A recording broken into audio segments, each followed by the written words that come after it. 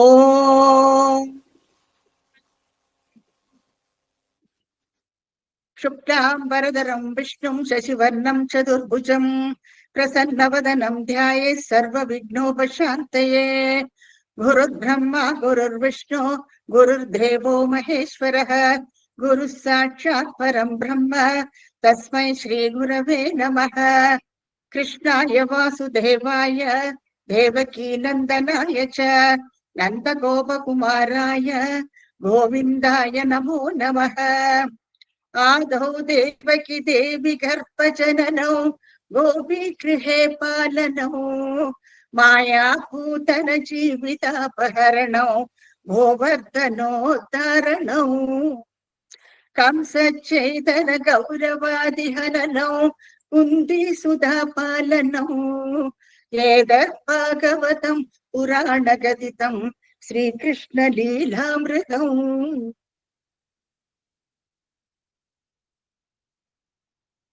போன வாரம் பகவான் தன்வந்திரி ரூபத்துல அமிர்தத்தை எடுத்துட்டு வரார், மேலுக்கு வரார். அவர் எடுத்துட்டு வந்த உடனே இந்த அசுரர்கள்ல ஒருத்தன் பலசாலியா இருக்கிறவன் அது அப்படியே அந்த அமிர்த கலசத்தை வெடுக்குன்னு பிடுங்கின்னு விடுறானவன். அப்போ தேவாதிகளுக்கு எல்லாம் என்ன உடனேன்னு தெரியறது இல்லை. அசரநாத்னு சொல்றார் ஸ்ரீமன் பட்டத்திரி. அப்போ மறுபடியும் பகவானைத்தான் அவ வேண்டிக்கிறான். ஏன்னா அவ சட்னின்னா அவளுக்கு பயமும் கிடையாது, அவள் எதிர்க்கவும் முடியாது. அப்போ அவ அந்த பிடுங்கிட்டு போயாச்சு அந்த அமிர்த கலசத்தை. அப்போ அது இவர் என்ன பண்றாருன்னா, நீங்க பயப்பட வேண்டிய அவசியம் இல்லை, அதை நான் பாத்துக்கிறேன், நீங்க குயட்டார் சொல்லிட்டு இவர் என்ன பண்றாருன்னா அவளுக்குள்ள கலகத்தை மூட்டிட்டு இவர் மறைஞ்சு போயிடுறாரு. மறைஞ்சு போயிட்டு கொஞ்ச நேரத்துல அவளுக்குள்ள இப்போ அவ தம்மில சண்டை நடக்கிறது. யாரு பலசாலியோ அவ சொல்ற அமிர்தத்தை எனக்கு உனக்கு எனக்கு உனக்குன்ட்டு அவ சண்டை போட்டுக்கிறான். தர்மநெறிகளை பத்தி அவளும் சொல்றா, எல்லாருக்குமே போதும், எல்லாருமே இதை பங்கிட்டு எடுத்துக்கணும்னுட்டு அவளும் பேசிக்கிறா. ஆனாலும் என்ன, அவளுக்குள்ள ஒரு கலகத்தை விட்டுட்டு ஒரு மட்டும் போயிடுறார். இப்ப என்ன பண்றாருன்னா, தன்வந்திரி அழகா மோகினி உருவத்துல வரார், மோகினி ரூபம் எடுத்துட்டு வரார். மோகினி அவதாரத்தை நம்ம பார்த்தோம் லாஸ்ட் டைம். மோகினி அவதாரத்தை எடுத்துட்டு வந்த உடனே அந்த அழகுல மயங்கி போயிடுறா அசுரர்கள் எல்லாம். அப்போ கையில வாழ்த்த அந்த இதை வச்சுட்டு கலசத்தை வச்சுட்டு இருக்கா, அமிர்த கலசத்தையாக அவ கையில வச்சுட்டு இருக்கா. அமிர்த கலசத்தை கையில வச்சுட்டு இருந்தவா அதை மறந்து போய் இவருடைய ஸ்தன கலசத்துல மயங்கி போயிடுறா அங்க இருக்கப்பட்ட அசுரர்கள் எல்லாம். அப்புறம் அவ என்ன பண்றா, அவளை நம்பி என்ன சொல்றான்னா, நீ எங்களுக்கு இந்த அமிர்த பங்கிட்டு கொடு அப்படின்ட்டு சொல்றா மோகினியை பார்த்துட்டு. மோகினி பகவான் தானே மோகினி அவதாரத்துல வந்திருக்காரு இல்லையா, அவள் என்ன சொல்றாங்கன்னா, நானும் நல்ல நடத்தையே இல்லாதவள், நீங்க எப்படி என்ன நம்புறேன் அப்படின்னு அசுரர்களோட திரும்பி கேட்கிறான். அப்ப அது அவளுக்கு இன்னும் கொஞ்சம் கூட விசுவாசத்தை அதிகமாயிடுறது வளர்க்கலாம். அப்ப சரின்னுட்டு இவ அழகா அந்த அமிர்த கலசத்தை மகானோட கையில கொடுத்தாச்சுப்போம். அப்ப ஆனா மோகினி அவதாரத்துல இருக்கிற பகவான் என்ன சொல்றாங்கன்னா, நான் பண்ற சேஷ்டைகள் எல்லாம் நீங்க பொறுத்துக்கணும் அப்படின்னு சொல்லிட்டு அந்த கலசத்தை அழகா வாங்கிட்டு என்ன பண்றான்னா, பந்தி பிரபேதேன்னு சொல்ற சிவன் பட்டத்திரி அழகா இந்த பக்கம் அந்த பக்கம் உட்கார வச்சுட்டு அந்த அமிர்தத்தை பங்கிடத்துக்கு ஆரம்பிக்கிற மோகினி. இப்ப அடுத்து என்ன நடக்கிறது என்னன்னா, இவ அந்த அழகுல மயங்கி அப்படியே உட்கார்ந்துட்டு இருக்கா. அந்த சமயத்துல இந்த மொள்ள மொள்ள மொள்ள மொள்ள பகவான் இந்த பக்கத்துல அமிர்தத்தை கொடுத்துட்டே வர்றார். அப்போ சொர்பானுங்கிற அசுரனுக்கு சந்தேகம் வருது. அவர் என்ன பண்றான்னா, சந்திரன் சூரியன் இந்த ரெண்டு தேவதைகளுக்கு நடுவில் உட்கார்ந்துட்டு அவனும் கொஞ்சம் அந்த அமிர்தத்தை குடிச்சுடுறான். அப்போ இந்த சமயத்துல நமக்கு ஒரு சந்தேகம் வருதுல, பகவானும் சர்வஜர், அவருக்கு எப்படி இது தெரியாம போச்சு? கண்டிப்பா அவருக்கு தெரிஞ்சிருக்கணும் இல்லையா? இப்போ சில பேர் என்ன இன்டர்பிரிட்டேஷன் கொடுக்கறாங்கன்னா, பகவான் தன்னுடைய அவதாரத்திலேயே அவர் மயங்கி போயிட்டாராம், அவ்வளவு அழகா இருந்தாராம் பாக்குறதுக்கு. இப்படி எல்லாம் நிறைய இன்டர்பிரிட்டேஷன்ஸ் உண்டு. வாட் இட் இஸ் என்ன ஆகுதுன்னா, நடுவுல இவன் உட்கார்ந்துட்டு குடிச்சுடுறான். அப்போ சந்திர சூரிய தேவதைகள் என்ன சொல்றாங்கன்னா, உடனே பகவான்கிட்ட சொல்றா, இவர் அசுரனாக்கு நமக்கு நடுவுல உட்கார்ந்துட்டு அந்த கொஞ்சம் அமிர்தத்தை அவனும் குடிச்சாச்சுன்னு சொல்றாரு. பகவான் உடனே நிஜரூபமேத்தியான்னு ஸ்ரீமன் பட்டத்தை சொல்றார். நிஜரூபத்தை எடுத்துட்டு அவனை சக்கராயுதத்தினால வெட்டி விடுறாரு போயிட்டான். இப்போ இந்த சமயத்துல இது ஒரு சயின்டிபிக் பினாமினோட நம்ம கம்பேர் பண்ணினோம். இந்த கிரகணம் எப்படியாக உண்டாருதுங்கிறது நமக்கு தெரிய வருது. ரொம்ப அந்த ஆன்மீகம் இந்த மாதிரி ஒரு சம்பவத்தை வந்து எப்படி கிரகணத்தோட சேர்த்தி இருக்கா. நிஜமாவே அது உண்மைதான். ஆனா அந்த ராகு இப்போ ஒரு தலையை வெட்டினு தலையை ராகுன்னு சொல்றா. அந்த கீழ்ப்பகுதி ட்ரங்க் பகுதியை ஸ்டெம் போர்ஷன் இருக்கு இல்லையா, அதை வந்து கேதுன்னு சொல்றா. ஆனா இந்த ரெண்டு கிரகங்கள் ஆக்சுவலா நீங்க பிளானட்டரி சிஸ்டம்ல பார்த்தோம்னா கிடையாது. ஆக்சுவலா இது வந்து பாயிண்ட் ஆஃப் இன்டர்செக்ஷன். லூனார், அதாவது மூணுக்கு ஒரு பாத் உண்டு, அதே மாதிரி சன்னுக்கு ஒரு பாத் உண்டு. சோ இந்த ரெண்டும் வெற்ற இடம் இருக்கு இல்லையா, நார்த் அண்ட் சவுத், அதைத்தான் ராகு கேது என்று சொல்றாங்க. அப்போ அதுக்கு அந்த பாம்புடைய தலையும் வாலும் இந்த மாதிரி நிறைய விஷயங்கள் அன்னைக்கு நம்ம பார்த்தோம். அப்போ இந்த பிளானட்ஸ் ஆக்சுவலா கிடையாது.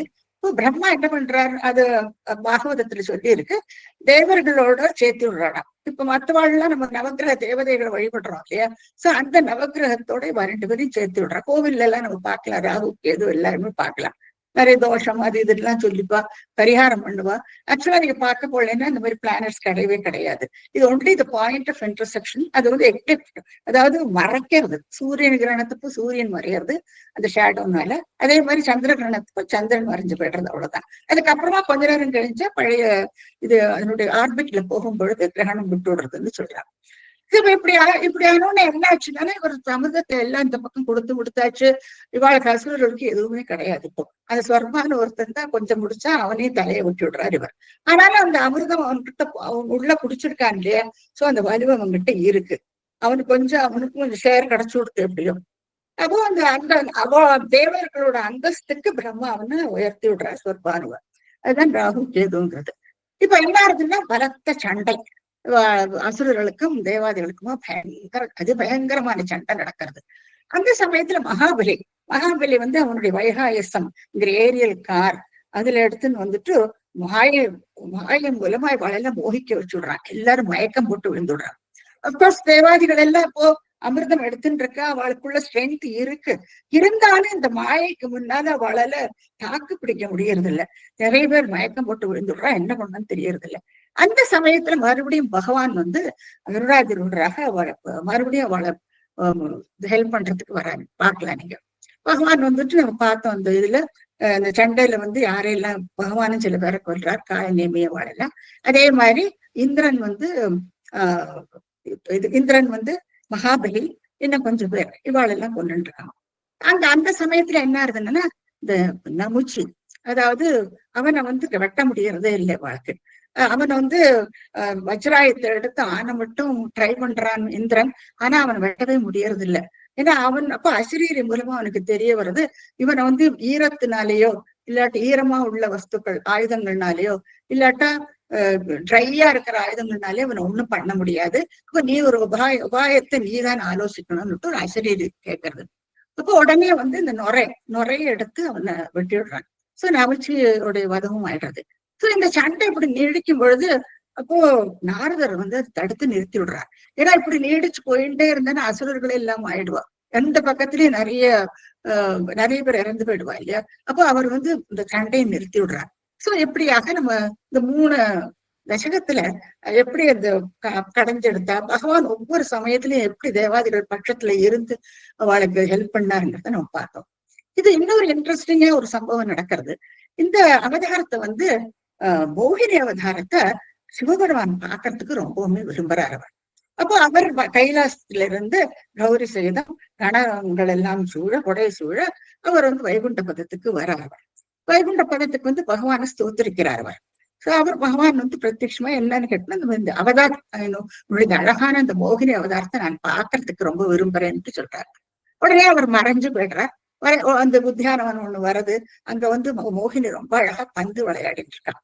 அப்போ இவ எல்லாரும் பார்த்துட்டு இருக்கா, அங்க ஒரு சிவகணங்கள் எல்லாருமே அந்த இடத்துல இருக்கா.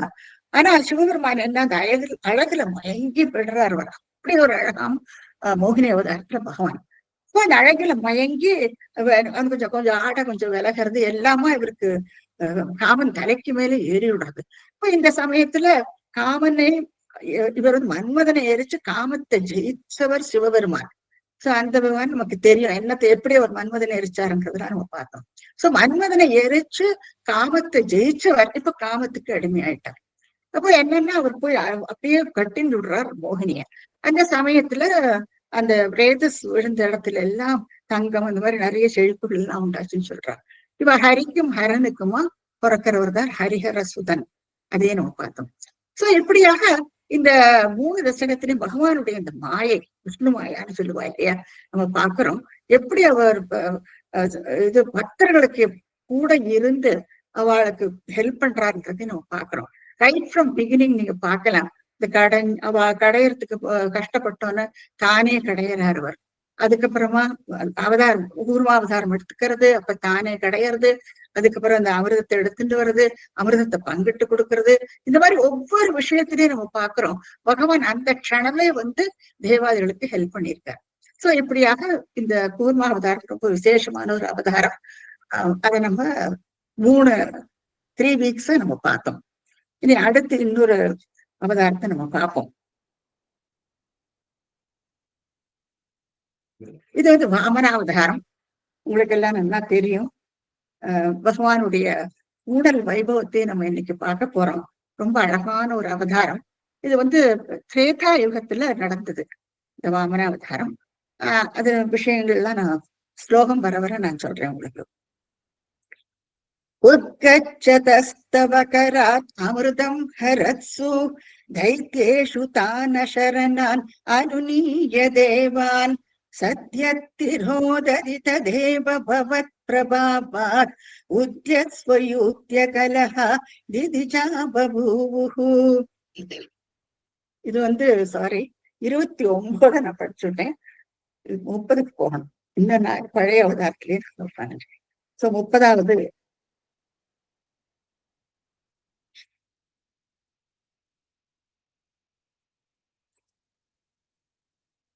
நான் பகவானுடைய மோகினி அவதாரத்துல வாங்கி போயிட்ட கூட்டிக்கு. இப்போ இந்த அவதாரத்துக்கு நம்ம வரலாம். சக்ரேண சம்யதி ஹதோபி பலிர் மகாத்மா சுக்ரேண ஜீவித தனு கிருதுவர்திதோஷ்மா விக்ராந்திமான் பயநிலீன சுராத்ரிலோகீம் சக்ரே வசேச தவ சக்ரமு முகாதபீதஹ. பரீட்சித்து சுகாச்சாரியார்கிட்ட அந்த பாகவத கதையெல்லாம் அழகா சொல்லிட்டு வர்றாரு. அவர் இது மாதிரி ஒவ்வொரு அவதாரங்களும் கூர்மாவதாரத்தை சொல்லி முடிச்சாரு. இப்ப நீங்க பார்க்கலாம், அந்த ஸ்கந்தத்துல அடுத்தடுத்து அவதாரங்களை பத்தி ரொம்ப அழகா சொல்லிட்டு வர்றாரு. அப்போ அந்த சமயத்துல பரீட்சித்து கேட்கிறான், இப்போ பகவான உலகத்துக்கெல்லாம் நாயகர் இல்லையா, உலகத்துக்கெல்லாம் அதிபதி பகவான். அப்படி இருக்கும் பொழுது ஒரு ஏழை பிராமணனாக என்னத்துக்கு போய் யாசிக்கிறார் இல்லையா, மகாபலி கிட்ட யாசிக்கிறார். அவர் ஏழையா இருந்து அந்த இடத்துக்கு அவருக்கு யாசிக்க வேண்டிய அவசியம் என்ன? அதுக்கப்புறம் அவன் அது கொடுத்த பெண்ணையும் அவனை கட்டி போட்டு அவனை வருண பாசனால கட்டி போடுற அவனை. அதுக்கப்புறம் என்ன நடக்கிறதுலாம் இனிமே நம்ம பார்ப்போம். சோ இதெல்லாம் என்னத்தினால நடக்கிறது, இத பத்தி நாங்க எல்லாருமே தெரிஞ்சுக்கிறதுக்கு ஆசைப்படுறோம். இங்க பார்க்கலாம், கங்கை கரையில ஆச்சாரியர் உட்கார்ந்துட்டு இருக்கார். முன்னால பரீட்சித்து அழகா அவரை பார்த்து உட்கார்ந்துட்டு இருக்கான். சுத்தி எல்லாரும் கேட்டுட்டு இருக்காங்க கதைய. அப்போ அவர் பரீட்சித்து சொல்றானா, நாங்க எல்லாருமே இதை பற்றி அறியறதுக்கு ரொம்பவுமே ஆவலாக இருக்கோம். அதனால நீங்க இது என்னத்தினால இப்படி நடந்தது, அதை பத்தி எங்களுக்கு விவரமாக சொல்லணும்னுட்டு ஆச்சாரியர்கிட்ட கேட்கிறான். இப்போ அவர் இப்போ விஸ்தாரமாக வாமனாவதாரத்தை பத்தி சொல்ல தொடங்குற சுகாச்சாரியார் பரீட்சித்துக்கிட்ட. ஃபர்ஸ்ட் லைன்ல என்ன பாக்குறோம்னா, சக்ரேண சம்யதி ஹதோபி பலி. இப்போ பலி மகாபலிய சக்ரேன இந்திரன் கொல்றதை பார்த்தோம் இல்லையா, இதுல பார்த்தோம். நம்ம போன தசகத்துல இந்திரன் வஜ்ராயுதத்தினால மகாபலிய கொன்னுடுறான். சம்யதி யுத்தம். சோ அந்த யுத்தத்துல மகாபலி இறந்துடுறான். ஆனா இங்க பட்டத்துல சொல்றாரு பாருங்க, பலிர் மகாத்மான்னு சொல்றாரு. பலியோ அசுரம் இல்லையா, ஆனா அவனை போயிட்டு மகாத்மான இனத்துக்கு சொல்றார். அப்போ இந்த பாகவதத்துல என்ன சொல்லியிருக்குன்னா, இப்போ இந்திரன் இந்த யுத்தத்தப்ப சொல்றான்னா, அவளுக்கு அமிர்தத்தை எல்லாம் முடிச்சப்ப நல்ல பலம் வந்துடுறது இல்லையா. அப்போ இந்திரன் பலியை பார்த்துட்டு சொல்றான்னா, என்கிட்ட வஜ்ராயுதம் இருக்கு, ததிச்சியுடைய அந்த எலும்பினால் ஆக்கப்பட்ட வஜ்ராயுதம் இருக்கு. அந்த வஜ்ராயுதத்தினால உன்னை நான் துண்டு துண்டா வெட்டிடுவேன். அதனால நீ உனக்கு யாரு உனக்கு உதவி பண்ணுவாளோ அவளெல்லாம் கூட்டின்னு நீ தயாரா இரு அப்படின்ட்டு மகாபலிகிட்ட சொல்றானா. பலி அதுக்கு என்ன பதில் கொடுக்குறாங்கன்னா, இப்போ காலசக்திக்கு கட்டுப்பட்டு நெறியெல்லாம் தவறாதிக்கு இப்போ யுத்தம் நடந்துட்டு இருக்கு இல்லையா, அந்த யுத்தத்தை நடக்கும் பொழுது இதுல வந்து வெற்றியோ தோல்வியோ புகழோ இகழோ இல்லைன்னா சம்டைம்ஸ் இறந்தும் போகலாம் இல்லையா. இதெல்லாம் காலசக்திக்கு உட்பட்டது. இதை ஒண்ணு யாராலையும் மாத்த முடியாது. சோ என்ன என்ன வழி மேற்கொண்டு என்ன சொல்றாங்கன்னா, அந்த மாதிரி காலசக்திக்கு உட்பட்டு இந்த மாதிரி விஷயங்கள் நடக்கும் பொழுது சான்றோர்கள் பெரியவாள்லாம் வந்து அவ வந்து அவ வருத்தப்படுறதே இல்லையா இதை பத்தி பார்த்துட்டு. ஏன்னா அது புகழானாலும் சரி இகழானாலும் சரி, அது வெற்றியோ தோல்வியோ இல்லையா, அது இறந்து போனாலும் அதை பத்தி அவ வருந்தவே மாட்டாளாம். ஏன்னா இது வந்து கீதாச்சாரியனும் அர்ஜுனன்ட்ட சொல்றா, நீங்க ஞாபகப்படுத்தி பார்த்துங்க. அர்ஜுனன் வந்து சோர்ந்து போயிடுறான் இல்லையா, அப்ப எப்படி அவரை மோட்டிவேட் பண்றா அந்த ஸ்லோகங்கள் எல்லாம் நம்ம இதையும் பார்க்கலாம். இப்போ நீ வந்து அந்த அவுட்கம், அதாவது அந்த பலன் என்ன, அதை பத்தி நீ பார்க்கப்படாது, உன்னுடைய தர்மம் என்னவோ நீ அதைத்தான் பண்ணணும்னு சொல்றாரு இல்லையா. சோ அதுல உனக்கு புகழும் வரலாம், இல்லாட்டா எழுச்சியும் வரலாம், நீ வெற்றி அடையலாம், இல்லாட்டா தோல்வியும் அடையலாம். அப்போ நீ வந்து எழுந்திருக்கணும், யுத்தம் பண்றதுக்கு எழுந்திருக்கணும்ட்டு கீதாச்சாரியான்னு சொல்றான். சோ அந்த ஒரு உண்மையை வந்து பலி நல்லா தெரிஞ்சுட்டு இருக்கான் பாருங்க. பலி வந்து மேல என்ன சொல்றாங்கன்னா, இது வந்து நீ என்ன நினைச்சுட்டு இருக்க, இந்திரனை பார்த்து சொல்றானா, நீ என்ன நினைச்சுட்டு இருக்கான்னா உன்னுடைய பலத்தினால அதுதான் உன்னுடைய ஜெயத்துக்கு காரணம் அப்படி என்னட்டு நீ நினைச்சுட்டு இருக்க. ஆனா முதல்ல என்ன சொல்ற பலி, இதெல்லாம் காலசக்திக்கு கட்டுப்பட்டது இல்லையா. அப்போ எது நடக்கணுமோ அது நடக்கும். ஆனா நம்ம என்ன நினைச்சுக்கிறோம், என்னாலதான் நடந்தது, எனக்கு பலம் படபலம் இருக்கு, இது இருக்கு அது இருக்கு, என்னாலதான் சாதிக்க முடியுங்கிற அந்த கர்வத்துல நம்ம இருக்கோம். அப்போ மகாபலியை வந்து அவர் பார்த்து சொல்றானா, இந்த மாதிரி நீதான் காரணம்னுட்டு நீ நினைச்சுட்டு இருக்க. அப்போ ரொம்பவுமே வருத்தத்துக்குரிய விஷயம் இது. இப்போ நீ அதனால நீ என்ன சுடு சொற்களால நீ என்ன சொன்னாலும் என்ன அது பாதிக்கவே பாதிக்காது. நான் வந்து நான் பாட்டுக்கு ஏத்துக்கிறேன், அது தோல்வி ஆனாலும் சரி, இல்லாட்டா நான் இறந்தாலும் சரி, எப்படி ஆனாலும் சரி, நான் அதனுடைய அவுட்கம் என்னவோ அதை நான் ஏத்துக்கிறேன்னுட்டு பலி சொல்றானா. சரி, அதனாலதான் பட்டத்திரிபுரம் ஆரம்பத்திலேயே மகாத்மான்னு சொல்றாரு. இது எவ்வளவு மெச்சூரிட்டி இல்லையா. இந்திரன் தேவாதிகள் ரெண்டு பேரும் கசின்ஸ் தான் பார்க்க போனானா. அதித்தியோடைய புத்திரர்கள் எல்லாருமே தேவர்கள், திதியோட புத்திரர்கள் எல்லாம் அசுரர்கள். எல்லா விதத்திலையும் அவர் சமானமானவர்கள் தான். ஆனா என்ன, இந்த குண விசேஷம் கொஞ்சம் கொஞ்சம் இந்த குணங்கள் வந்து அப்பப்போ அசுர குணங்கள் கொஞ்சம் தூக்கலாக இருக்கு. அப்ப அந்த அப்படி இருந்துட்டும் கூட அந்த மெச்சூரிட்டி அது ஒரு விசேஷமாகும். அதனாலதான் அவர் என்ன சொல்றாரு, எடுப்புல சொல்றாரு பாருங்க, பலிர் மகாத்மா அப்படின்ட்டு சொல்றாரு. அண்டர்லைன் பண்ணிக்கோ, நமக்கு ஆச்சரியமா இருக்கும் இல்லையா. ஒரு அசுரனை போயிட்டு எப்படி இப்படி சொல்றார், அந்த மாதிரி ஒரு எண்ணம் நமக்கு வரும். சோ அதுவும் ஆரம்பமே பாருங்க, சக்கரேன சம்யதி ஹதோபின்னு சொல்றார். சக்கரன்னா இந்திரன், இந்திரனால இந்த யுத்தத்துல வதம் பண்ணினா கூட பலிர் மகாத்மா அப்படின்ட்டு ஆரம்பிக்கிறாரு. இப்போ இந்த மகாபலி என்ன பண்றாருன்னா, சுக்ரேண ஜீவித தனு கிரதுவர்த்தி தோஷ்மா. சுக்கராச்சாரியார் வந்து அசுரர்களுக்கு குருவாகும். ருகுவுடைய புத்திரனாகும் சுக்கராச்சாரியார். சுக்கராச்சாரியார் என்ன பண்றாருன்னா, அவர் தவம் இருந்து சிவபெருமான்கிட்ட இருந்து சஞ்சீவனி வித்தையை கத்துன்னு இருக்காரு. இந்த சஞ்சீவனி வித்தை என்னன்னா, இறந்து போனவாள் அவளுக்கு உயிர் கொடுக்க முடியும், உயிர் பிச்சை கொடுக்க முடியும். அப்ப அவர் என்ன பண்றாருன்னா, இந்த யுத்தத்துல யாரெல்லாம் கைகால் உடைஞ்சு இல்லாட்டா எந்தெந்த விதத்துல எல்லாம் இருக்காளோ அவளுக்கு எல்லாருக்கும் இந்த சஞ்சீவனி வித்தைய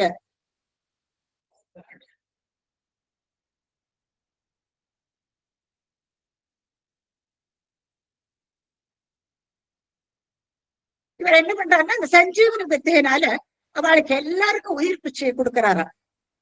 அவளுக்கு எல்லாம் ட்ரீட்மெண்ட்னு சொல்லுவா இல்லையா, அந்த ட்ரீட்மெண்ட் பண்றார் சுக்கராச்சாரியார். அதுக்கப்புறம் மகாபலி இறந்து போயிட்டான் இல்லையா, அப்ப அவனுக்கு உயிர் பிச்சை கொடுக்கிறாராம் அந்த சஞ்சீவனி வித்தையில. இப்போ சஞ்சீவனி வித்தையினால மகாபலிக்கு மறுபடியும் உயிர் திரும்பி கிடைக்கிறது. அப்ப அதுதான் செகண்ட்ல என்ன சொல்றார், சுக்ரேண ஜீவித தனு. சோ அவனுக்கு மறுபடியும் உயிர் வந்து விடுறது மகாபலிக்கு, பலிக்கு. அப்போ அடுத்து அவன் என்ன பண்றான்னா கிரதுவர்த்தி தோஷ்மான்னு சொல்றாரு. கிரதுன்னா நிறைய யஜ்யங்கள் எல்லாம் நிறைய பண்றானா. சுக்கராச்சாரியார் வாழ பிராமணா இல்லையா, அப்போ இவெல்லாம் இவர் என்ன காசிவரோட புத்திரர்கள் தானே வாழலாம். அப்போ இவ என்ன பண்றாங்கன்னா, ராவணர்களுக்கு ரொம்பவுமே சேவை பண்ணுவனா பலி. சுக்கராச்சாரியார் அப்புறம் அந்த அந்தணர்கள் இவளுக்கெல்லாம் ரொம்பவுமே அவனுக்கு சேவை பண்ணிட்டே இருப்பான். அப்படியே தன்னுடைய காலத்தை வைக்கிறானா. அப்போ அந்தணர்களுடைய அனுகிரகம் அவனுக்கு நிறைய இருக்கு. சுக்கராச்சாரியாரோட அனுகிரகம், அந்தணர்களுடைய அனுகிரகம் அவனுக்கு நிறைய இருக்கு. அப்போ இந்த அந்தணர்கள் எல்லாம் என்ன பண்றாங்கன்னா, அவனுக்கு பட்டாபிஷேகம் பண்றா பாருங்க, அவளே அந்தணர்களாக்கும். அதுவும் அவன் அசுரன். அந்த அசுரனுக்கு பட்டாபிஷேகம் பண்ணி அவனை அதிபதியாக்கி விடுறான். இதுக்கு மேல அவன் என்ன பண்றான்னா, சுக்கராச்சாரியார் யஜ்யம் பண்றாராம். அப்போ அதுல என்ன கிரதுவர்த்தி தோஷ்மான இந்த யஜ்யங்கள் எல்லாம் பண்ணி அந்தணர்களுடைய அனுகிரகம் நிறைய கிடைச்சு விடுறது அவனுக்கு. வர்த்தி தோஷ்மா நிறைய அவனுக்கு விருத்தி ஆயிடுறதான். அவனுக்கு எக்கச்சக்கமான அனுகிரகம் கிடைக்கிறது வலிக்கு, அசுரனா இருந்தா கூட. விக்ராந்திமான் அப்படின்னு சொல்றாரு அவர். இப்போ இங்க என்ன எப்படி விக்ராந்திமான்னா அதிக பலசாலி ஆயிடுறானா. எப்படி என்னன்னா, சுக்கராச்சாரியார் அவர் நின்று அந்த விஸ்வஜித்ங்கிற ஒரு யஜ்யத்தை பண்றாரு அவர். அதெல்லாம் இந்த மென்ஷன் பண்ணிட்டு 4 லைன்ல இவ்வளவு விஷயங்கள் இருக்கு பாருங்க. விக்ராந்திமான் எப்படி ஆறாருனா, அந்த விஸ்வஜித், விஸ்வம்னு உலகத்தையே ஜெயிக்கிறது, அதுக்குள்ள அந்த யஜ்யத்தை ஏற்பாடு பண்ணி ஜெயிக்கிறார் சுக்கராச்சாரியார். அப்ப அந்த விஸ்வஜித் யஜ்யத்துல இது மகாபலிக்கு எவ்வளவு சம்பத்துக்கள் கிடைக்கிறது பாருங்க. அவருக்கு ஒரு தங்க ரதம் கிடைக்கிறதா. இந்த தங்க ரதத்துக்கு 4 பச்சை குதிரைகள் கூட்டிருக்கு, இந்திரன்ட்டு தான் இருக்குமா. அப்போ அந்த சிம்மத்தோட கொடியோட அவருக்கு இப்படி ஒரு ரதம் கிடைக்கிறது. அதுக்கு மேல இவர் இந்த அப்புறா துணிகள், அந்த அப்புற ஸ்பெஷல் அம்புரா துணிகள், அது 2 இந்த பக்கம் அந்த பக்கம் 2 தோல் பின்னாலேயும் 2 அம்புரா துணி சொல்லுவாங்க இல்லையா, அம்புரா துணிகள். அது ஃபுல்லா அம்புகளா வானங்கள் இருக்குமா. அது எடுக்க எடுக்க எடுக்க எடுக்க குறையவே குறையாது. சோ அந்த மாதிரி அவனுக்கு அம்புரா துணிகள் அதுவும் கிடைச்சு விடுறது. இதுக்கும் மேல கிடையாது நிறைய சம்பத்துக்கள் அவனுக்கு கிடைக்கிறது இந்த யஜ்யத்தினால. அதோட சுக்கராச்சாரியர் சங்கையும் கொடுக்கிறாராம். இப்படியாக அதனாலதான் கிரது வர்த்தி தோஷ்மா அப்படின்ட்டு சொல்றாரு அவர். விக்ராந்திமான் அதிக பலசாலி ஆயிடுறானா அவனுக்கு. ஏன்னா அவனுக்கு சுக்கராச்சாரியரோட அனுகிரகம், அந்தணர்களுடைய அனுகிரகம். இதுக்கும் மேல என்ன, மகாபலி பலி பிரகல்லாத வம்சத்துல பிறந்தவன் இல்லையா. அப்போ அடுத்த லைன்ல என்ன சொல்றாரு பாருங்க, பயநிலீன அசுராம். அவனுக்கு பயம் துளி கூட கிடையாது இப்போ. ஏன்னா எல்லாம் அவனுடைய வசத்துல இருக்கு. விக்ராந்திமான் ஆயிடுறான், எல்லாமே அவனுடைய வசத்துல இருக்கிறதுனால அவனுக்கு துளி கூட ஒரு பயம்ங்கிறதே இல்லையா. திரிலோக்கியம் சக்கரம் எல்லாம் 3 உலகத்தையும் அவன் ஜெயிச்சுடுறான். இவன் என்ன பண்ணுவான்னா, இது எல்லாம் நம்ம தனக்கு கிடைச்ச உடனே பலி என்ன பண்ணுவான்னா, அமராவதி பட்டணத்தை நோக்கி போறான். இப்போ இங்க பாக்கலாம், அமராவதின்றது சொர்க்கலோகம். சொர்க்கலோகத்துல போயிட்டு அங்க இப்போ ப்ரீவியஸ் இதுல நம்ம பார்த்தோம் இல்லையா, இந்திரனவால திரும்பி போயிடுறான். இப்போ சுக்கராச்சாரியாரோட அனுகிரகம், இந்த மகாபலி பிரகலாதனுடைய வம்சத்துல வந்தது. இந்த மாதிரி எக்கச்சக்கமான இது அவனுக்கு ஏற்றங்கள் நிறைய இருக்கு இப்போ மகாபலிக்கு. இப்போ 3 லோகத்தையும் இவன் என்ன பண்றாங்கன்னா, அமராவதி பட்டணத்துக்கு போயிட்டு இவாளையெல்லாம் விரட்டி விடுறான். இந்திரன் இவாளையெல்லாம் ஜெயிச்சு விடுறான் அவன். ஏன்னா அவன்கிட்ட குவர்ஸ் அது இது எக்கச்சக்கமா இருக்கு இல்லையா, தேரு இந்த மாதிரி பெரியவாளோட அனுகிரகம் எல்லாம் இருக்கு. அப்படியாக இவாளெல்லாம் ஜெயிச்சு இப்ப என்ன இருந்ததுன்னா, இந்த அமராவதி பட்டணத்துல இருந்து தேவாதிகள் எல்லாரும் ஓடிடுறாளாம் இருந்து. இவனுடைய பராக்கிரமத்துக்கு முன்னால அவளால நிக்கவே முடியறது இல்லை. அப்ப எல்லாரும் தேவலோகத்தை விட்டுட்டு ஓடி போயிடுறா அவளுக்கு. விக்ராந்திமான் பய நிலின்னு அசுரா. கொஞ்சம் கூட இவ அந்த பயத்தினால இந்த தேவாதிகள் எல்லாம் ஓடி போயிடுறா. திரிலோக்கியம் 3 லோகத்தையும் சக்கரே வசே தன்னுடைய வசத்துல கொண்டு வந்து விடுறானா பலி. சக்கரே வசே தன்னுடைய வசத்துல கொண்டு வந்து விடுறான். தன்னுடைய வசத்துல கொண்டு வந்த உடனே தவ சக்கர முகாது அபீதக அப்படின்ட்டு ஸ்ரீமன் பட்டத்திரி சொல்றாரு. சக்கரே சக்கரங்கிற ஒரு 2த்துக்கு வித்தியாசமான அர்த்தங்கள் உண்டு. சக்கரே வசேன்னா எல்லாத்தையும் தன்னுடைய வசத்துல கொண்டு வந்துடுறான். தேவாதிகள் எல்லாம் விரட்டி விட்டு தன்னுடைய வசத்துல கொண்டு வந்துடுறான். இங்க பகவானுடைய சக்கரத்துக்கு மேல கூட அவனுக்கு துளி கூட பயமே இல்லையா. அதாவது தவ சக்கர, அதாவது குருவாயூரப்பன் பார்த்து ஸ்ரீமன் பட்டத்திரி சொல்றார், தவ சக்கர முகாது, உங்களுடைய அந்த சுதர்சன சக்கரத்துல கூட அவனுக்கு அபீதக கொஞ்சம் கூட பயமே இல்லாதக்கு ஆயிடுறானா பலி. சோ இது என்னத்தினால என்னன்னா, நம்ம பிரகலாத சரித்திரத்துல நம்ம பார்த்தோம் இல்லையா, அந்த பிரகலாத சரித்திரத்தப்போ கடைசியா பகவான் என்ன நரசிம்மர் சொல்றாரு இல்லையா, இந்த குழந்தைய பார்த்துட்டு சொல்றார், 21 தலைமுறைகளுக்கு எந்த விதமான துன்பமும் வராது, நான் அசுரர்களை யாரையும் நான் வதம் பண்ண மாட்டேன்னு அவருக்கு வாக்கு கொடுத்திருக்காரு. சோ என் கொள்ளு பேரனாக்கும் பலி. அப்போ என்ன, பகவான் தன்னை ஒண்ணும் பண்ண மாட்டாருங்கிற அந்த ஒரு தைரியம் வேற இல்லையா. அதுக்கு மேல அந்தணர்களுடைய அனுகிரகம், ஆச்சாரியரோட அனுகிரகம் எல்லாமே கூடி அவனுக்கு நிறைய யஜ்யங்கள் எல்லாம் பண்றான். இப்படியாக அவனுக்கு ரொம்பவுமே ஏற்றமாயிடுறது பலிக்கு. சோ இப்படியாக முதல் ஸ்லோகத்துல நம்ம பலி எப்படியாக்கும் மேலுக்கு வராங்கிறத நம்ம பார்க்கிறோம். அதுவும் இறந்த பலிய அவனுக்கு உயிர்ப்பிச்சையும் கொடுக்கிறார் சுக்கராச்சாரியார். அது சஞ்சீவனி வித்தியை பத்தி தெரியணும், இன்னும் படிக்கணும் நமக்கு. ஏன்னா அவர் தவமிருந்து கிடைக்கிறதுதான் சுக்கராச்சாரியாருக்கு. சோ அதை இப்போ பிரயோகிச்சு இந்த யுத்தத்துல யாரெல்லாம் அடிபட்டு அப்படிலாம் இருக்காளோ எல்லாரையும் ட்ரீட்மெண்ட் பண்ணி அவனுக்கு பலிக்கு அவனுக்கு உயிர்ப்பிச்சையும் கொடுக்கிறார் சுக்கராச்சாரியார். இனி அடுத்து என்ன நடக்கிறதுன்னா, புத்திரார்த்தி தர்ஷனவசாத் அதிதிர்விஷண்ணா தம் காஷ்யபம் நிஜபதிம் சரணம் பிரபன்னா त्वद्भूजनं दरुदितं हि पयोवृताख्यं साद्वादशाहमचरत् त्वयि भक्तिपूर्णाम्. புத்திரார்த்தி ஆர்த்தி என்னன்னா சங்கடம். இப்ப இவ எல்லாரும் ஓடி ஒளிஞ்சுட்டு இருக்கா இல்லையா? இந்திரன் தேவர்கள் எல்லாம் சத்திரியமார் அவள்லாம் ரொம்ப புகழ்பெற்றவா அவெல்லாம் இப்ப ஓடி அது டிஸ்கைஸ்ல இருக்காளாம். என்னன்னா இவ எங்க இருந்தாலும் வலி அவளை அட்டாக் பண்றதுக்கு வருவான். அப்போ இவ பிரம்மாட்ட போய் கேக்குறாவா, எல்லாருமா போயிட்டு என்ன வாக்கியம் பண்றது, இவனை எப்படி ஆக்கும் ஜெயிக்கிறதுன்னு சொல்றான். பிரம்மா என்ன சொல்ற, நீங்க நீங்க அந்த காலத்துக்கு காத்துண்டுதான் இருக்கணும். ஏன்னா இவனுக்கு அந்தணர்களுடைய அனுகிரகம் நிறைய இருக்கு. சோ எப்போ அந்தணர்களுக்கு இழுக்கு உண்டாறதோ, கவனிச்சுக்கோ, பிரம்மா சொல்றாரா, எப்போ அந்தணருக்கு இவனால ஏதாவது ஒரு இழுக்கு உண்டாறதோ அப்போதான் அவனுக்கு கஷ்டகாலம் தொடங்கும்னு சொல்லி விடுறாரு அவர். அப்ப நீங்க அது வரைக்கும் நீங்க பொறுத்துட்டுதான் இருக்கணும்.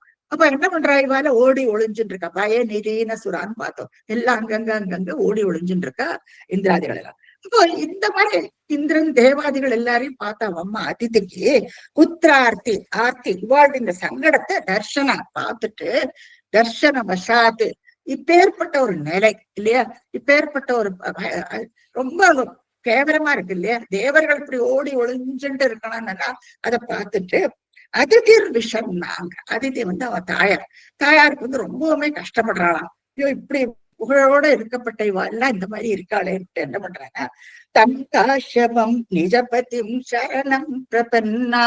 இப்போ அவ என்ன பண்றாங்க, ரெண்டு கணவர் காஷ்யவர்கிட்ட போயிட்டு சரணடைகிறா. நீங்கதான் இதுக்கு ஏதாவது ஒரு உபாயம் சொல்லணும். பாவம் எனக்கு ரொம்ப கஷ்டமா இருக்கு, என் குழந்தைகள் எல்லாம் அப்படி பாடுபடுறாங்க பார்த்துட்டு.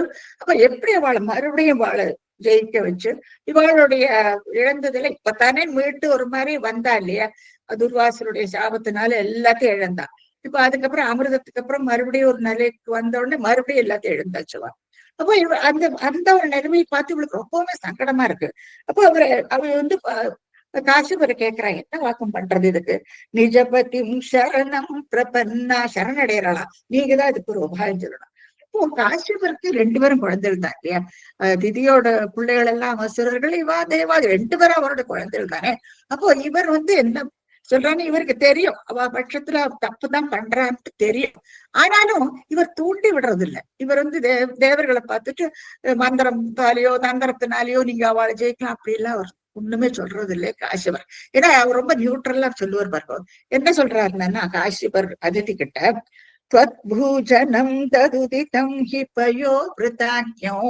त्वद्भूजனம் வட்டத்தில் குருவாயூரப்பனை பார்த்துட்டு சொல்றார், உங்களை குறித்து ஒரு பூஜை, குருவாயூரப்பனை குறித்து மகாவிஷ்ணுவை குறித்து அந்த பூஜை.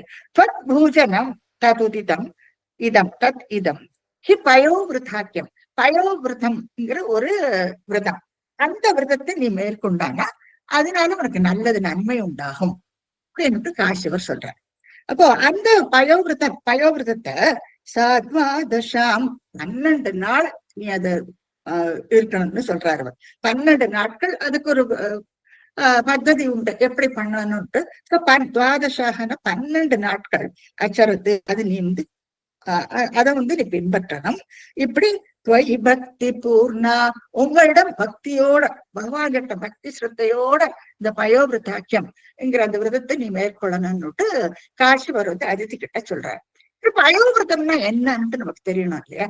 பயோவிரதம்ங்கிறது முழுக்க முழுக்க இந்த பால்னாலேயே அபிஷேகம் அந்த மாதிரி எல்லாம் உண்டு. நான் பிரீஃபா சொல்றேன் பயோவிரதம்னா என்னன்னா. இப்போ வராகவதாரம் எடுத்த உடனே பகவான் பூமியில அதெல்லாம் நம்ம பார்த்தாச்சு ஏற்கனவே. இப்ப இதுல என்ன பண்ணணும்னா, இது காசிபர் 2 பேருமே பண்ணக்கூடிய ஒரு விஷயமாகும். அப்போ அந்த வராகம் தொலைச்ச அந்த பூமி அது பெறணும் இல்லையா மண்ணுல, அந்த மண்ணை எடுத்து மேல பூசிட்டு குளிக்கணுமா. இல்லைன்னா சாதாரண மண் எடுத்து பூசின்னு குளிக்கலாம். அது மாதிரி எவ்வளவு கஷ்டம் வரும் இந்த மாதிரி விரதங்கள் எல்லாம் பண்றதுன்னா. அந்த ஒரு வராகம் அது தொலைஞ்ச அந்த மண்ணை எடுத்து தேய்ச்சிக்கணும்னா அது ரொம்ப கஷ்டமான ஒரு விஷயம். இப்ப அந்த மண்ணை எடுத்து பூசிட்டு அதை குளிச்சு விட்டு அதுக்கப்புறமா ஒரு விஷ்ணுடைய ஒரு மூர்த்தி, ஒரு சிலை, சோ அந்த மூர்த்தி எடுத்துட்டு அவரை பாலால குளிப்பாட்டணுமா, பால்லயே குளிப்பாட்டணும். இப்ப தண்ணீர் தானே அபிஷேகம் பண்ணி ஸ்நானம் எல்லாம் பண்ணுவோம், பாலால குளிப்பாட்டணும். அந்த மாதிரி குளிப்பாட்டும் பொழுது அந்த துவாதசாட்சரி மந்திரம் இருக்கு இல்லையா, ஓம் நமோ பகவதே வாசுதேவாய அப்படி சொல்லிண்டே நம்ம அந்த பாலை விட்டு ஒரு அபிஷேகம் பண்ற மாதிரி ஒரு ஸ்நானம் செய்யிக்கணுமா பகவான. அதுக்கப்புறமா சுத்த ஜலம் கொண்டு தொடச்சு எடுத்துட்டு அப்புறம் அவருக்கு அலங்காரம் பண்ணணும். அலங்காரம் எப்படி பண்ணணும்னா பகவான் பிடிச்ச அலங்காரம் இல்லையா, பீத வஸ்திரம், குண்டலம், அது மாதிரி அழகா அவருக்கு ஊர்வம், திலகம், அப்புறம் ஹாரங்கள், மணமாலை, உத்தியானம், காலில் சொல்லி இது பொலிசு, உபநயம், அவருக்கு கூடல் போட்டு எல்லாம் விஸ்தாரமா எல்லாம் பண்ணிட்டு அலங்காரம் இது. சோ அலங்காரம் பண்ணிட்டு அதுக்கப்புறமா என்ன பண்ணணும்னாலே பகவான்கிட்ட 1008 தடவை விஷ்ணு சகசிர நாமத்தை ஜபிக்கணுமா. அது இது அதித்தி உட்கார்ந்துட்டு 1008 தடவை சகசிரம் இல்லையா, அப்போ 1008 தடவை விஷ்ணு சகசிரநாமம், விஷ்ணு அஷ்டோத்திரம் 108, அஷ்டோத்திரம் 108 இல்லையா, இதையும் வாசிச்சுட்டு அதுக்கப்புறம் இந்த நேவேத்தியம் என்னன்னா அது அரிசி இருக்கு இல்லையா, அதை பாலிலேயே வேக வைக்கணும், தண்ணியில வேகக்கூடாது, பாலிலேயே சுத்தமான பால்ல வேக வச்சு அதுல வெள்ளத்தை செலுத்தி அதுல கிளாரிஃபைடு பட்டர் எல்லாம் போட்டுட்டு அதைதான் நிவேதனம் பண்ணணும். அப்புறம் முதல்ல அக்னி ஹோமம் வளர்க்குறா இல்லையா, இந்த அக்னிக்கு போடுவாது. அதுக்கப்புறமா அதை நிவேதனம் பண்ணி தீபாரதனை எல்லாம் காட்டிட்டு அதுக்கப்புறம் பிராமணர்களுக்கு போதனை வச்சு அதுக்கப்புறம் பாக்கியதான் இவா சாப்பிடணும். இதுதான் அவளுக்கு ஆகாரம். அப்புறம் எனக்கு ரொம்ப சுத்த பத்தமா இருக்கணும் ஹோல் டே. இது மாதிரி 12 நாள் அவளுக்கு அந்த விரதத்துல இருக்கணும். அப்புறம் இது எப்படி என்னன்னா வளர்பிறையில ஆரம்பிக்கணும், அதாவது பிரதமையில இருந்து ஆரம்பிச்சு 12 நாள். சோ 12th டே முடியும் அது. அப்ப அடுத்து பௌர்ணமி வரும் இல்லையா, அப்ப அந்த மாதிரி வளர்பிறையில இருந்து ஆரம்பிச்சு 12 நாளைக்கு இந்த விரதம் நீ இருக்கணும்னுட்டு காசி இன்ஸ்ட்ரக்ஷன் எல்லாம் கொடுத்து நீ இப்படி பண்ணணும்னு சொல்லிட்டு சொல்லி விடுற. அவளும் ரொம்ப சீரியஸா எடுத்துட்டு ரொம்ப பக்தி ஸ்ரத்தையா இந்த விரதத்தை மேற்கொள்ளறா அதித்தி. அடுத்து என்ன இருந்ததுன்னா தஸ்யாவதௌ த்வயி நிலீனமதேரமுஷ்யா ஷாமா சதுர்புஜவபு ஸ்வயமா விராசி நம்ராம் சதாமிஹ பவத் தனயோ பவேஜ்ஞௌ கோப்யம் மதீக்ஷணமிதி பிரலயன்னயாஸ் பிரலபன்னயாசி. தஸ்ய அவதினா கடைசியில 12வது நாள் ரொம்ப பக்தி ஸ்ரத்தையா பண்றா அதித்தி.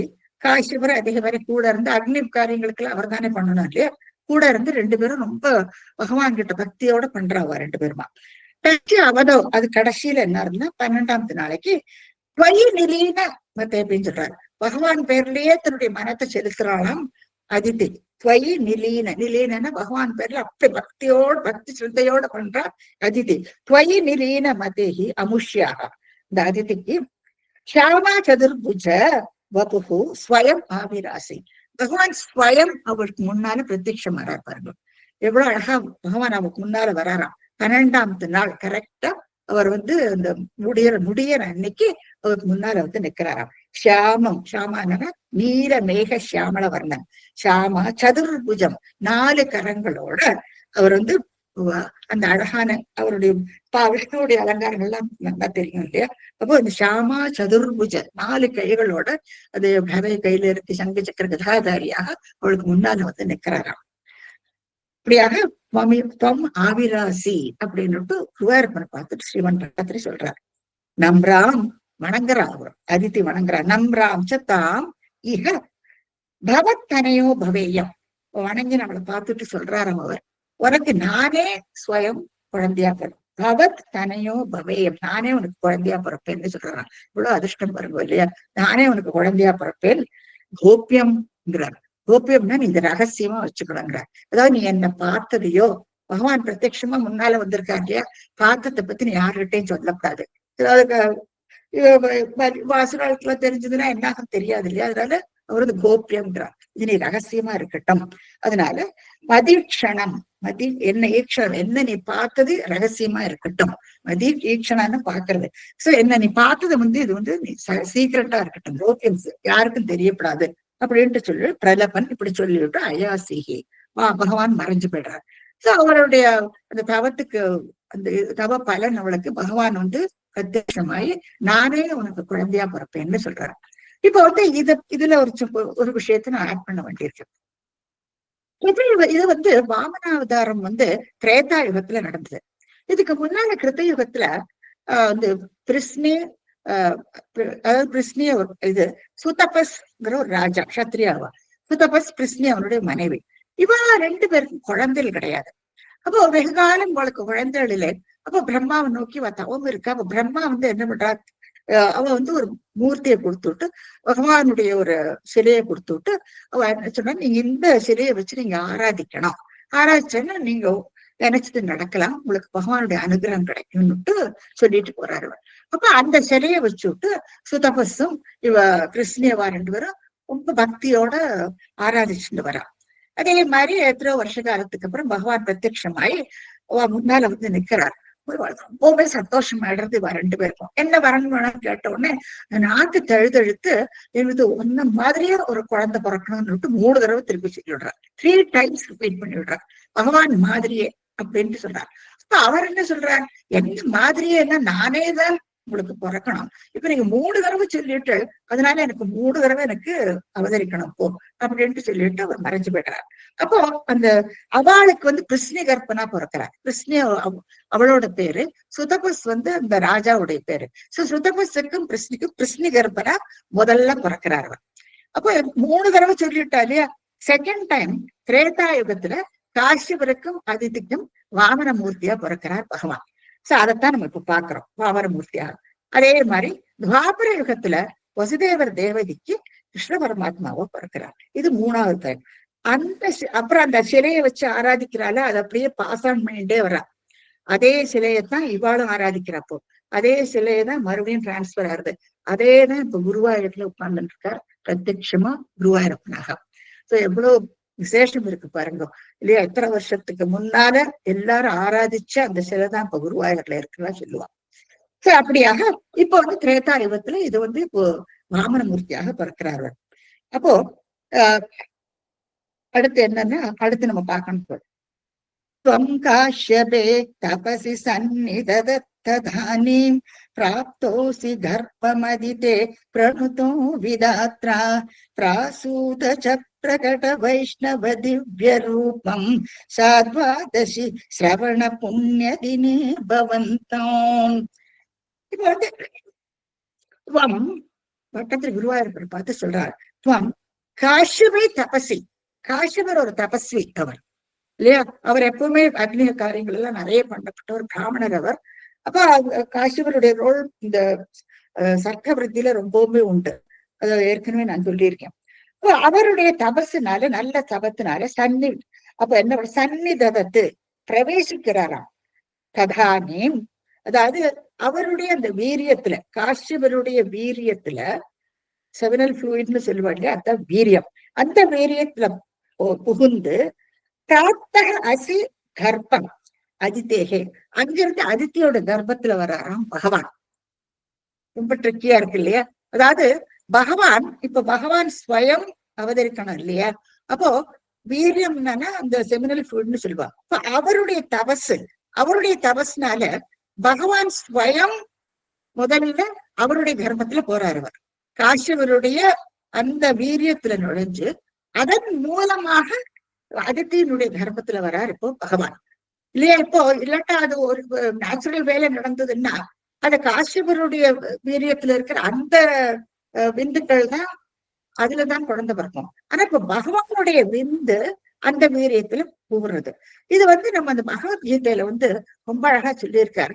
14th சாப்டர்ல 4 அதை எடுத்துட்டா நீங்க பாருங்க.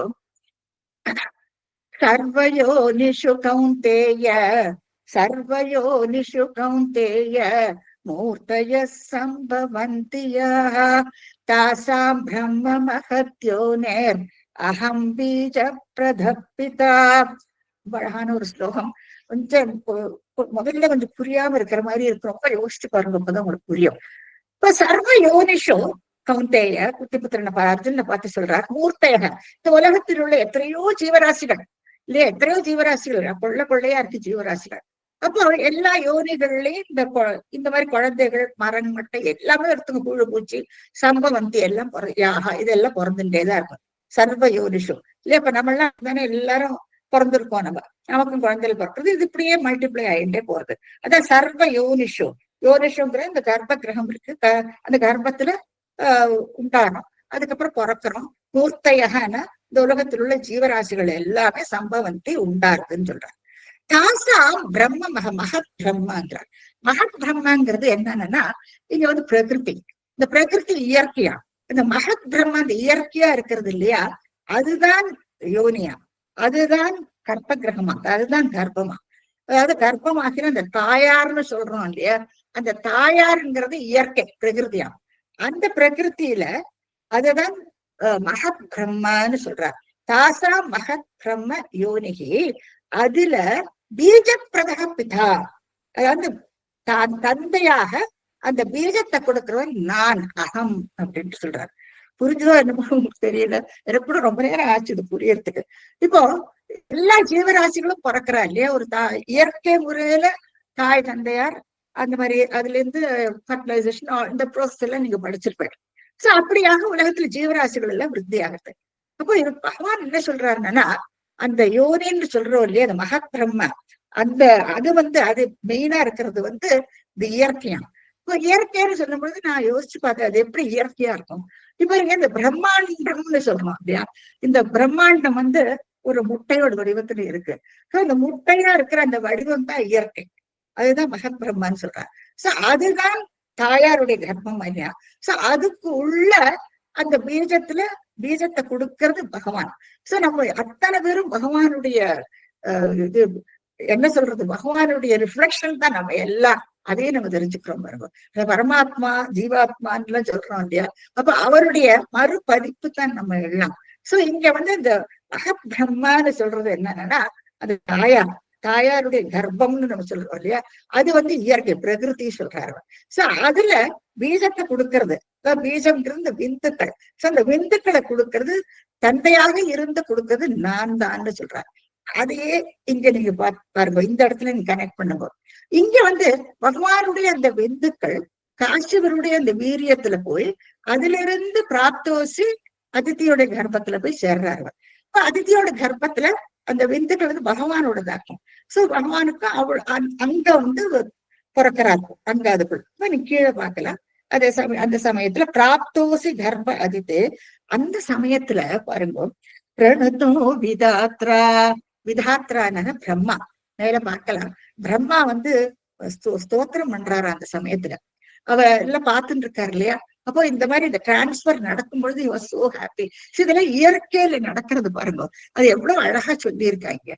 அப்போ இங்க வந்து பிரணுத்தோன்னா ஸ்தோத்திரிக்கிறாராம் பிரம்மா, ரொம்ப சந்தோஷப்படுறாராம். பிரணுத்தோ விதாத்ரா, விதாத்ரானா பிரம்மா. பிரம்மா வந்து அந்த சமயத்துல வணங்குறாராம். அதாவது பகவான் வந்து இப்போ பிறக்க போறாரு இல்லையா, இந்த சந்தோஷம் வழக்கு. இப்ப பகவான் மறுபடியும் இப்ப அவதாரம் எடுக்கிறாரு. அப்போ சோ அந்த சந்தோஷத்துல பிரணதோ விதாத்ரா அப்ப பிறக்கிறாரு. இப்போ அந்த சமயம் கழிஞ்சிட்டு இப்ப அது இந்த கர்ப்பத்தை நீங்க அண்டர்ஸ்டாண்ட் பண்ணிக்கணும், எப்படியாக்கும் இந்த டிரான்ஸ்பர் பண்ணி அவர் பிறக்கிறாருங்கிறத. இப்ப வந்து பிராசூத பிரகட வைஷ்ணவ திவ்ய ரூபம். பிராசூத்தன பிறக்கிறது இல்லையா, அதிதிக்கு அழகான குழந்தையா பிறக்கிறாரு. அப்ப பிறக்கும் பொழுது பாருங்க எப்படி இருக்கா, சின்ன குழந்தை அது. அந்த குழந்தைக்கு பக்கத்துல வைஷ்ணவ திவ்ய ரூபத்தை காட்டுறாரு அவர். இல்லாட்டா அவனுக்கு தெரியாது இல்லையா, சாதாரண குழந்தையா இருந்தான்னா அவரு தனக்கு பிறந்த குழந்தை இது பகவான் தானோங்கிற ஒரு சந்தேகம் வராதா. அப்போ அந்த தன்னோட வைஷ்ணவ திவ்ய ரூபத்தை காட்டுறாரு. பிரமா ரொம்ப ஹைலைட் பண்ணியிருக்காரு. அந்த பக்கத்துல தன்னுடைய திவ்ய ரூபத்தை அவர் காட்டுறாரு, வைஷ்ணவ திவ்ய ரூபத்தை அவர் காட்டுறாரு. சோ பிராசூத பிரகடனப்படுத்துறாராம் வைஷ்ணவ திவ்ய ரூபம் என்னன்னு உங்களுக்கு தெரியும். இப்போ அழகா அதே மாதிரி வனமாலையும் மாலைகளும் அந்த நாமம் அவருடைய சங்கு சக்கர கதாதாரி, காலில கொலுசு, நீல மேக சியாமள வண்ணன், இப்படி தன்னுடைய இந்த திவ்ய ரூபத்தை அவளுக்கு காட்டுறாராம். இப்போ அவளுக்கு தெரிஞ்சு பகவான் தான் பிறந்திருக்கா, அவ்வளவு அதிர்ஷ்டம் பண்ணியிருக்கா பாருங்க இல்லையா. வைஷ்ணவ திவ்ய ரூபம் சாத்வாதசி, அதே துவாதசி இல்லையா, 9-10 மாசம் கழிஞ்சு அந்த குழந்தை பிறக்கிறது. அதே 12 எப்படி இந்த விரதம் எப்படி பண்றா, பிரதமையில தொடங்கி 12 நாள் அந்த விரதம் இல்லையா. அப்ப துவாதசி, அந்த துவாதசி நாள்ல சாத்வாதசி சிரவண சிரவண புண்ணிய சிரவண நட்சத்திரத்துல பிறக்கிறாராம். திருவோண நட்சத்திரத்துல பகவான் பிறக்கிறாராம். சிரவண புண்ணிய தீனி, அந்த புண்ணிய தினம், அது 12ஆம் நாளைக்கு கரெக்டா இந்த புண்ணிய தினத்துல சிரவண நட்சத்திரத்துல பகவான் பவந்தம் பிறக்கிறார். நீங்கள் பிறந்தீராமே அப்படின்ட்டு குருவாரத்துல பார்த்து கேட்பாரு. அவரு ஆமான்னு சொல்றாரு. அப்போ பகவான் பாருங்க, நட்சத்திரத்தை சிரவணம்னு வச்சுட்டு இருக்காரு அவர் இல்லையா. சிரவணத்துக்கு 2 அர்த்தம் உண்டு சமஸ்கிருதத்துல. ஒண்ணு கேட்கறதுன்னு ஒரு அர்த்தம். இப்போ சிரவணம்னா கேட்கறது. சிரவணம் திருவோணம் நட்சத்திரமும் சிரவணம்னு சொல்லுவா, சிரவண நட்சத்திரம்னு சொல்லுவா. அப்போ பகவான் பாருங்க தன்னுடைய நட்சத்திரத்திலேயே அந்த என்னை பத்தி இந்த கதைகள் எல்லாம் நீங்க தெரிஞ்சுக்கணும், அவதாரத்துடைய பெருமைகளை தெரிஞ்சுக்கணும்னு சொல்ற மாதிரி இருக்கு இல்லையா. அப்போ அந்த திருவோண நட்சத்திரம், அதுவும் சிரவணம், சிரவண நட்சத்திரம் சொல்ற. சிரவணம் காது கொடுத்து நம்ம கேட்டுக்கணும் இல்லையா. இப்போ அப்படியாக அந்த புண்ணிய தினத்துல கரெக்டா அந்த 12ஆம் நாள்ல இந்த குழந்தை பிறக்கிறது அதிதிக்கு. இப்போ இது திரேதா யுகத்துல 5ஆம் அவதாரம், ஞாபகம் வச்சுக்கோ. 5th இன்கார்னேஷன் பகவானோடது இது திரேதா யுகத்துல நடக்கிறது. இதுக்கு முன்னால நடந்தது கிருதயுகத்துல, இது அடுத்து திரேதா யுகத்துல நடக்கிறது இது. அப்படியாக இப்ப பகவான் அவதரிக்கிறார். அடுத்து என்ன இருக்குன்னா, பகவான் அவதரிச்சோம்னு எத்தனை சந்தோஷம் பாருங்க. புண்ணியாசிரமம் தமபிவர்ஷதி புஷ்பவர்ஷை ஹர்ஷாகுலே சுரகுலே கிருததூர்ய கோஷே பத்மாஞ்சலி ஜய ஜயேதி நுத பித்ருப்யாம் த்வம் தக்ஷணம் படுதமம் வடுரூபமாதாம். பாருங்க ரொம்ப அழகா பண்ணியிருக்கார். அது குழந்தை பிறக்கிறது நீல மேக சியாமல வண்ணனா அந்த குழந்தை பிறகு சின்ன குழந்தை. அவளுக்கு தெரிஞ்சாச்சு இப்போ பகவானா பிறந்திருக்காரு. அவளுக்கு 2 பேருக்கும் தெரியும், அதிதிக்கும் காசிபருக்கும். அப்போ எல்லா தேவலோகத்துல அத்தனை பேருக்கும் இது எங்க பிறக்கிறதுனா சித்தாசிரமம் அங்கேயாக்கும். அதுதான் புண்ணியாசிரமம்னு சொல்றாரு இங்க ஸ்ரீமன் பட்டத்திரி. அந்த புண்ணிய ஸ்தலம் அது சித்தாசிரமத்துலதான் காசிபர் இருந்தார். அங்கதான் தபஸ் எல்லாம் பண்ணிருக்காரு, அக்னிகா எல்லாமே அங்கதான் இருந்திருக்காரு அவர். அப்போ அது சித்தாசிரமம் தான் புண்ணியாசிரமம். அந்த புண்ணியாசிரமத்துல தமவிவர்ஷதி புஷ்ப வருஷை, மேலேந்து புஷ்பத்தை வருஷிக்கிறாளாம் எல்லாரும். சந்தோஷம், பகவான் அவதரிச்சிருக்காரு இல்லையா. முதல்ல ஸ்லோகத்தை பார்த்து பிரணுதோ விதாத்தான்னு சொல்றோம், பிரம்மாவே வணங்குறாரு இல்லையா. அப்போ அவளுக்கு எல்லாம் பகவான் பிறந்திருக்காருன்னு தெரிஞ்சாச்சு. இப்போ மேலே எல்லாரும் கூடியாச்சு. எல்லாரும் என்ன பண்றாங்கன்னா சுரக்குலே, சுரக்குலே என்னன்னா தேவாதிகள் எல்லாரும் கிருத தூரிய கோஷை, சூரியம் இந்த வாத்தியங்கள் எல்லாம் நீங்க பாக்கலாம், என்னெல்லாம் வாத்தியங்கள் பாருங்க, எல்லா வாத்தியங்கள் எல்லாம் எடுத்து வாசிக்கிறாவா. இவ இது அது செலஸ்டியல் நேம்ஸ் எல்லாம் டான்ஸ் ஆடுறா, பாட்டு பாடுறா. அப்படி சந்தோஷம், புஷ்பத்தை வர்ஷிக்கிறான் மேலே இருந்து அத்தனை பேரும். அங்க ஹர்ஷா குலே என்னன்னா அப்படி சந்தோஷத்தோட ஹர்ஷா குலே சுரகுலே தேவாதிகள் எல்லாம் கிருத தூரிய கோஷை கோஷிக்கிறாளாம் எல்லாரும் பகவான் பிறந்த உடனே. பத்மாஞ்சலிம் எல்லாரும் பகவான் வணங்குறா. பத்மாஞ்சலிம் ஜெய ஜெயேதி ஜெய ஜெயதி மங்களம் உண்டாகட்டும் மங்களம் உண்டாகட்டும் எல்லாரும் உரத்து சொல்றாளாம். ஜெய ஜெயேதி நுத நுத பிரது பித்ருப்யாம், அப்பா அம்மா 2 பேர் பக்கத்துல நின்றுட்டு இருக்கா இல்லையா, அவளும் வணங்குறா அந்த குழந்தைய. அவளோட குழந்தை அந்த குழந்தைய அவளும் வணங்குறா. ஏன்னா பகவான் இல்லையா, சாட்சாத் பகவான் அவதரிச்சிருக்கார். அப்ப அந்த குழந்தைய அவளும் வணங்குறா, பக்கத்துல நின்றுட்டு அவளும் வணங்குறான். நூத பித்ருப்யாம், அந்த அப்படி பார்க்க அது பார்க்கன்னு உடனே தட்சணம்னு நம்ம எடுத்துக்க கூடாது, அந்த டைம் எடுத்துக்கிற மாதிரி நம்ம அண்டர்ஸ்டாண்ட் பண்ணிக்கலாம். துவம் தட்சணம், அந்த க்ஷணத்துல படுதமம், அழகா படுதமம் வடுரூபமாதாக, குழந்தை அழகா பெருசா இருந்தது பாருங்க இல்லையா. பார்க்க நம்ம சொல்றோம் இல்லையா, குழந்தை பிறந்தது சொல்லுவா. உடம்பு தொட்டில் போடுற அன்னைக்கு 21 நாளுக்கு அது பெருசா இருக்கும் அந்த குழந்தை. நமக்கு ஆச்சரியமா இருக்கும். இது அப்படி உண்டு ஒரு எலிக்குட்டியாட்டு இருந்த அந்த குழந்தை பாக்குறப்ப 21 நாள்ல எத்தனை பெருசாயிடுறது இல்லையா, ஆச்சரியமா இருக்கும் நமக்கு. அதை எவ்வளவு அழகா சொல்றாரு பாருங்க இங்க. தக்ஷணே படுதமம், படுதமம் அழகா இது குறும்பா இருக்கு பாருங்க குழந்தைய பாக்குறதுக்கு. படுதமம் வடுரூபம், ஒரு சின்ன ஒரு பிரம்மச்சாரி குழந்தைய வடுரூபம் ஆதாக தரிச்சுட்டு முன்னால நிக்கிறாரு. இப்ப அவள் எத்தனை சந்தோஷம் இல்லையா, அவளுக்கு எல்லாரும் பார்த்துட்டு இருக்கா, இந்த குழந்தை இப்படி வளர்றத எல்லாரும் பார்த்து சந்தோஷப்படுறாங்க அத்தனை பேரும். இப்ப அடுத்து பாருங்க என்ன நடக்கிறது, ரொம்ப இன்ட்ரெஸ்டிங் ஸ்லோகம் இது. தாவத் பிரஜாபதி முகை உபநீயமௌஞ்சி தண்டாச்சினாக்ஷ வலயாதி விரர்ஷ்யமானः தேதீப்யமானவ புரீஷ கிருதாக்னிகார்யः த்வம் பிராஸ்திதா பரிகிருஹம் பிரகிருதாஸ்வமேதம். இப்போ வந்து 5 வயசானா அந்த காலத்துல எல்லாம் 5 வயசுல பூணல் போடுவா குழந்தைகளுக்கு. அக்ஷராபியாசம் பண்ணி பூணல் போட்டு அவ வந்து படிக்கிறதுக்கு அனுப்பிச்சு குருகுலத்துக்கு அனுப்புவாங்க அந்த காலத்துல எல்லாம். இந்த காலத்துல எல்லாம் எல்கேஜி அப்படிலாம் சொல்றோம் இல்லையா. சோ அந்த காலத்துல வேதம் அந்த மாதிரி டிஃப்ரெண்ட் டைப் அந்த காலத்துல எல்லாம். அப்போ குழந்தைக்கு என்ன பண்ணுவாங்கன்னா 5 வயசுலயே பூணல் போட்டு விடுவாளாம்.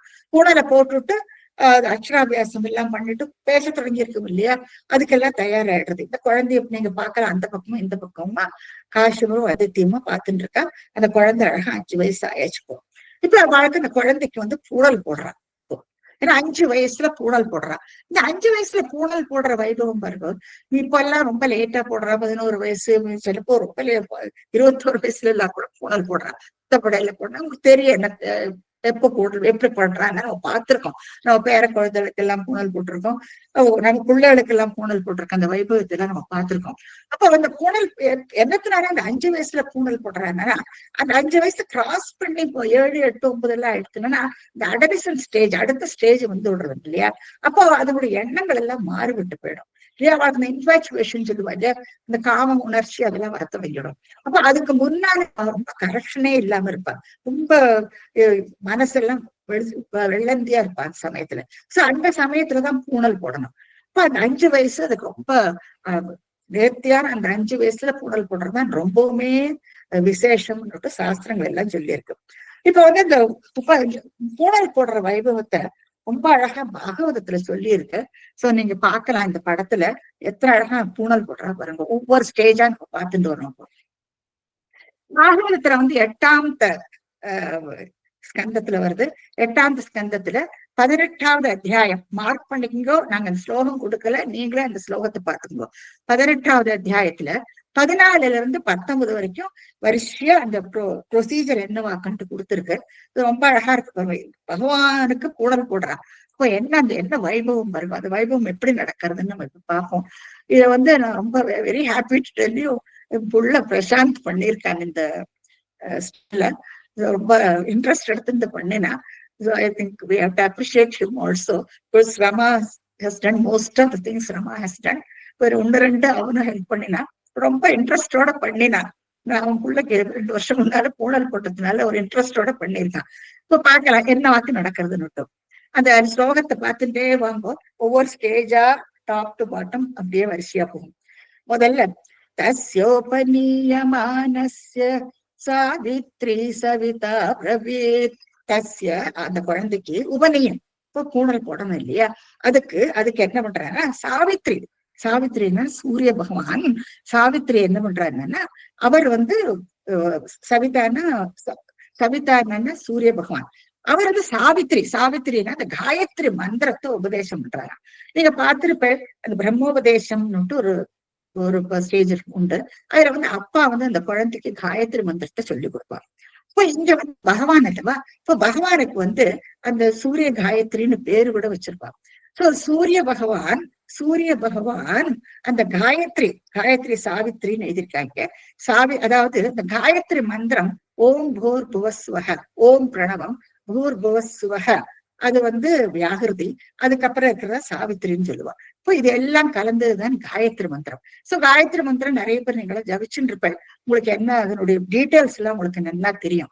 அது வந்து ஒரு 3 பாதங்களா பிரிச்சிருக்கு. அதுக்கெல்லாம் நிறைய கதைகள் எல்லாம் உண்டு. அதனுடைய அர்த்தம் என்னன்னா, நம்மளுடைய இந்த ஓம் பூம் புவஸ்வஹ அது 3 வந்து சூஷ்மமாவும் சொல்லப்பட்டிருக்கு, ஸ்தூலமாவும் சொல்லப்பட்டிருக்கு. அது உலகம், அப்புறம் பித்ருலோகம், சொர்க்கலோகம், அது வந்து ஸ்தூலம். அப்புறம் உடல், மனசு, அதே மாதிரி இன்டெலெக்ட், புத்தி சொல்றோம் இல்லையா, அது வந்து சூக்ஷ்மம். சோ ஸ்தூலம் சூக்ஷ்மம் அதை குறிக்கிறது ஓம் பூஹு புவஸ்வஹ தத்சவிதர் வரேண்யம் பர்கோ தீபஸ்ய தேவி தீயோன்னு பிரச்சனையாது. அதாவது இது எல்லாமே உரசி, அதாவது இந்த ஒளி வரணும் இல்லையா, எல்லாத்தையும் ஷார்பன் பண்ணறதுக்கோசரம் அந்த சூரிய பகவான வேண்டிக்கிறது இது. சோ அப்படியாட்டும் இதனுடைய அவுட்டர் மீனிங் இது. நிறைய பேருக்கு தெரிஞ்சிருக்கலாம் இது.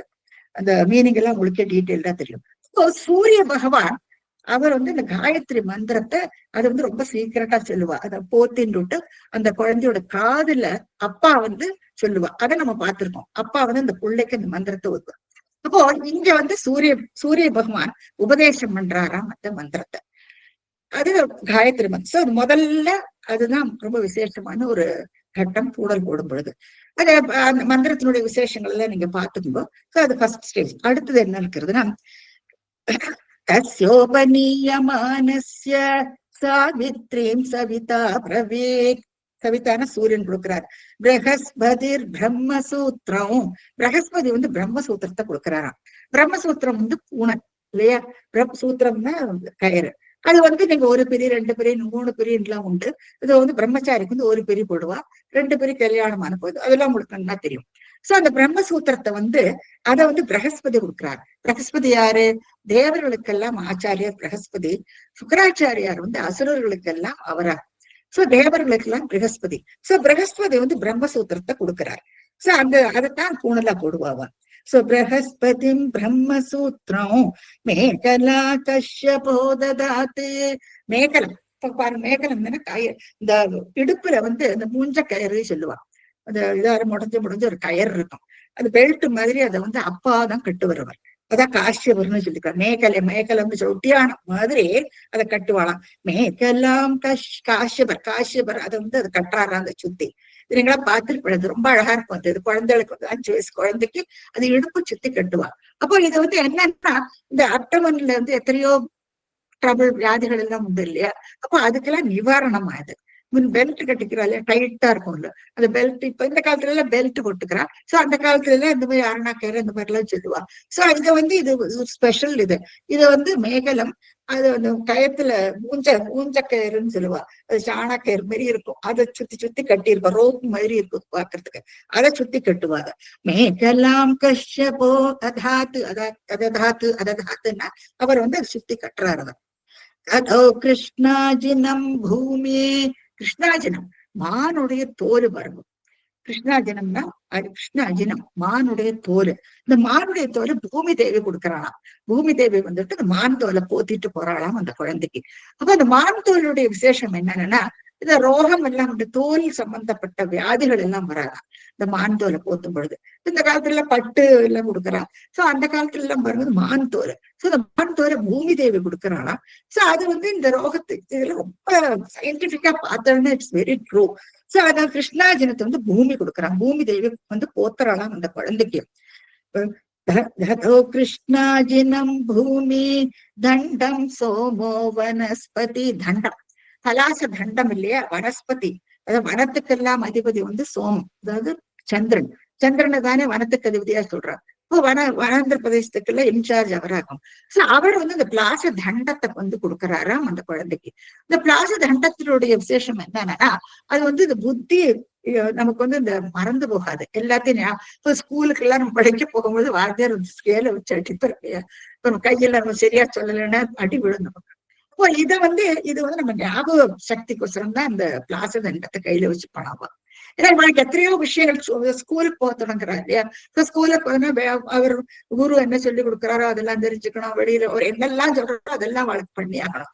அதே மாதிரி காட்டுக்கு போயிட்டு விறகு எல்லாம் பொறுக்கி எடுத்துட்டு வரணும். அப்ப குருவுடைய மனைவி என்னெல்லாம் சொல்றாரோ அந்த வேலையெல்லாம் பண்ணணும். இந்த மாதிரி எல்லாத்துக்கும் அதுக்கு பயன்படும் அந்த தண்டம் கையில இருந்ததுன்னா இல்லையா. அதாவது அனிமல்ஸ் எல்லாம் வந்து விரட்டுறதுக்கோ இது மல்டி பர்பஸ்ன்னு வச்சுக்கலாமே. சோ அது பிளாச தண்டம். பிளாச மரம், புரச மரம்னு சொல்லுவாங்க. அதுலதான் அந்த இலை நிறைய கதை உண்டு அதெல்லாம். சோ அதனுடைய தண்டம் அது நீங்க பார்த்திருப்பீங்க. பூனல்ல வந்து அந்த தண்டத்தை அந்த குழந்தையோட கையில கொடுப்பான். அதை வந்து சந்திரன் கொடுக்கிறாராம்.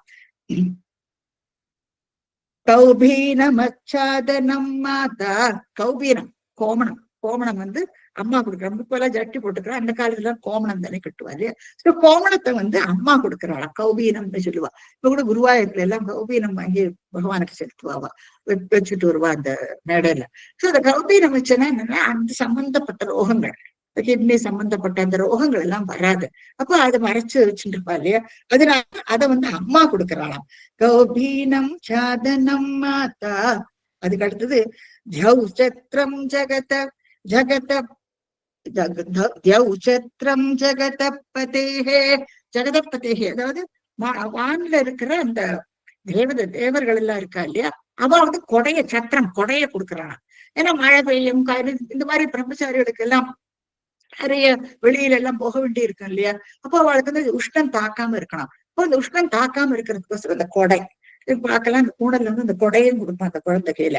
அப்போ கொடைய வந்து அந்த மேல இருக்க ஜெகதாம்பத்தேன்னா அந்த மேல இருக்கிற தேவதைகள் எல்லாம் அந்த கொடையை கொடுக்கறாளாம். கமண்டலம் வேத கர்ப்பக. அடுத்து கமண்டலம் பிரம்மா கையில இருக்கும் கமண்டலம் உண்டு இல்லையா, இப்போ அந்த கமண்டலத்தை வந்து பிரம்மா கொடுக்குறாராம். இந்த காலத்துல வாட்டர் பாட்டில் எடுத்துட்டு போறான். அந்த காலத்துல ஒரு பூஜா மாதிரி ஒரு ஹேண்டிலோட ஒண்ணு இருக்கு, கமண்டலம்னு சொல்லுவா. சோ அந்த கமண்டலத்தை சுத்த ஜலத்தை எடுத்துன்னு போவா. ஏன்னா வழியில எல்லாம் தாகம் எடுத்ததுன்னா அந்த ஜலத்தை குடிச்சுக்கலாம் அவளுக்கு இல்ல. அந்த காலத்துல எல்லாம் அப்படிதான் இருந்திருக்கா. அப்ப எல்லாம் ட்ரெயின்ல எல்லாம் பொறுத்து நம்ம பூஜால தண்ணி எடுத்துன்னு போவோம். இப்ப எல்லாம் நமக்கு எல்லாம் கிடைக்கிறது வாட்டர் பாட்டில். இப்படி காலமெல்லாம் மாறி போயிட்டு பாருங்க. சோ அந்த கமண்டலத்தை வந்து பிரம்மா கொடுக்கிறாராம். கமண்டலம் வேத கர்ப்பஹ குஷான் சப்தர்ஷயோ ததுஹோ. குஷம் அதாவது தர்பை, கிராஸ் இல்லையா. இந்த கிராஸ் அக்னிகாரியங்களுக்கு எல்லாம் தேவைப்படுது, தர்பைன்னு சொல்றோம் இல்லையா. அதை வந்து சப்தரிஷிகள் அவா கொண்டு வந்து கொடுக்குறாங்க. இதெல்லாம் பதப்படுத்தி அதை ட்ரை பண்ணி அழகா அதை கட்டி அதை வந்து கொண்டு கொடுக்குறாங்க. சப்த ரிஷிகள் வந்து அதை அந்த தர்பையை கொண்டு கொடுக்குறாங்களாம். அக்ஷமாலா மகாராஜ சரஸ்வத்யவ்யதாத்மனஹ. அக்ஷரமாலை, அக்ஷரமாலைன்னா அந்த அக்ஷமாலைன்னு சொல்லுவாங்க. ருத்ராட்சம், அந்த ருத்ராட்ச மாலையை வச்சு ஜபிப்பா இல்லையா, அதை வந்து சரஸ்வதி கொண்டு கொடுக்கலாம். சரஸ்வதி உங்களுக்கு தெரியும் வித்யாரம்பம் எல்லாம் பண்ணுவா இல்லையா அந்த சமயத்துல. அப்போ அதுக்கெல்லாம் இது ரொம்பவுமே பயன்படுத்துவா. இந்த காலத்துல இது ரொம்பவுமே விசேஷம், எல்லாருமே போட்டுருப்பா. அப்புறம் ஜபிக்கிறதுக்கு எல்லாம் யூஸ் பண்ணுவா. இப்ப எப்படி ஜபம் பண்றதுங்கிறது கூட அதுக்கு கூட ஒரு பദ്ധதி உண்டு. எப்படி ஒரு லைன்ல போயிட்டு அதுக்கு அதே ரிவர்ஸ்ல வரணும் பண்றவாளுக்கு தெரியும். இந்த ஜபிக்கிறா இல்லையா அவளுக்கு எல்லாம் தெரியும். சோ அந்த அக்ஷமாலைய வந்து சரஸ்வதி கொண்டு கொடுக்குறாளாம். தஸ்மா இத்யுபநீதாய. இப்படியாக பூனல் எல்லாம் போட்டு குழந்தைக்கு ரெடி பண்ணியாச்சு. எல்லாம் கையில கொடையை கொடுத்து வடியை கொடுத்து மண்டலத்தை கொடுத்து எல்லாத்தையும் பண்ணிட்டு தஸ்மா இத்யுபநீதாய யக்ஷராத் பாத்ரிகா மதாத். யக்ஷர் குபேரன் என்ன பண்றான்னா பாத்திரத்தை கொண்டு கொடுக்கிறாராம். அவர் பிக்ஷபாத்திரம்னு சொல்லுவா. இந்த காலத்துல ஸ்டீல் எல்லாம் கொடுக்குறா, இந்த காலத்துல காப்பர். சோ காப்பர்ல வந்து அவர் வந்து அழகா ஒரு பாத்திரத்தை கொண்டு கொடுக்குறாராம்.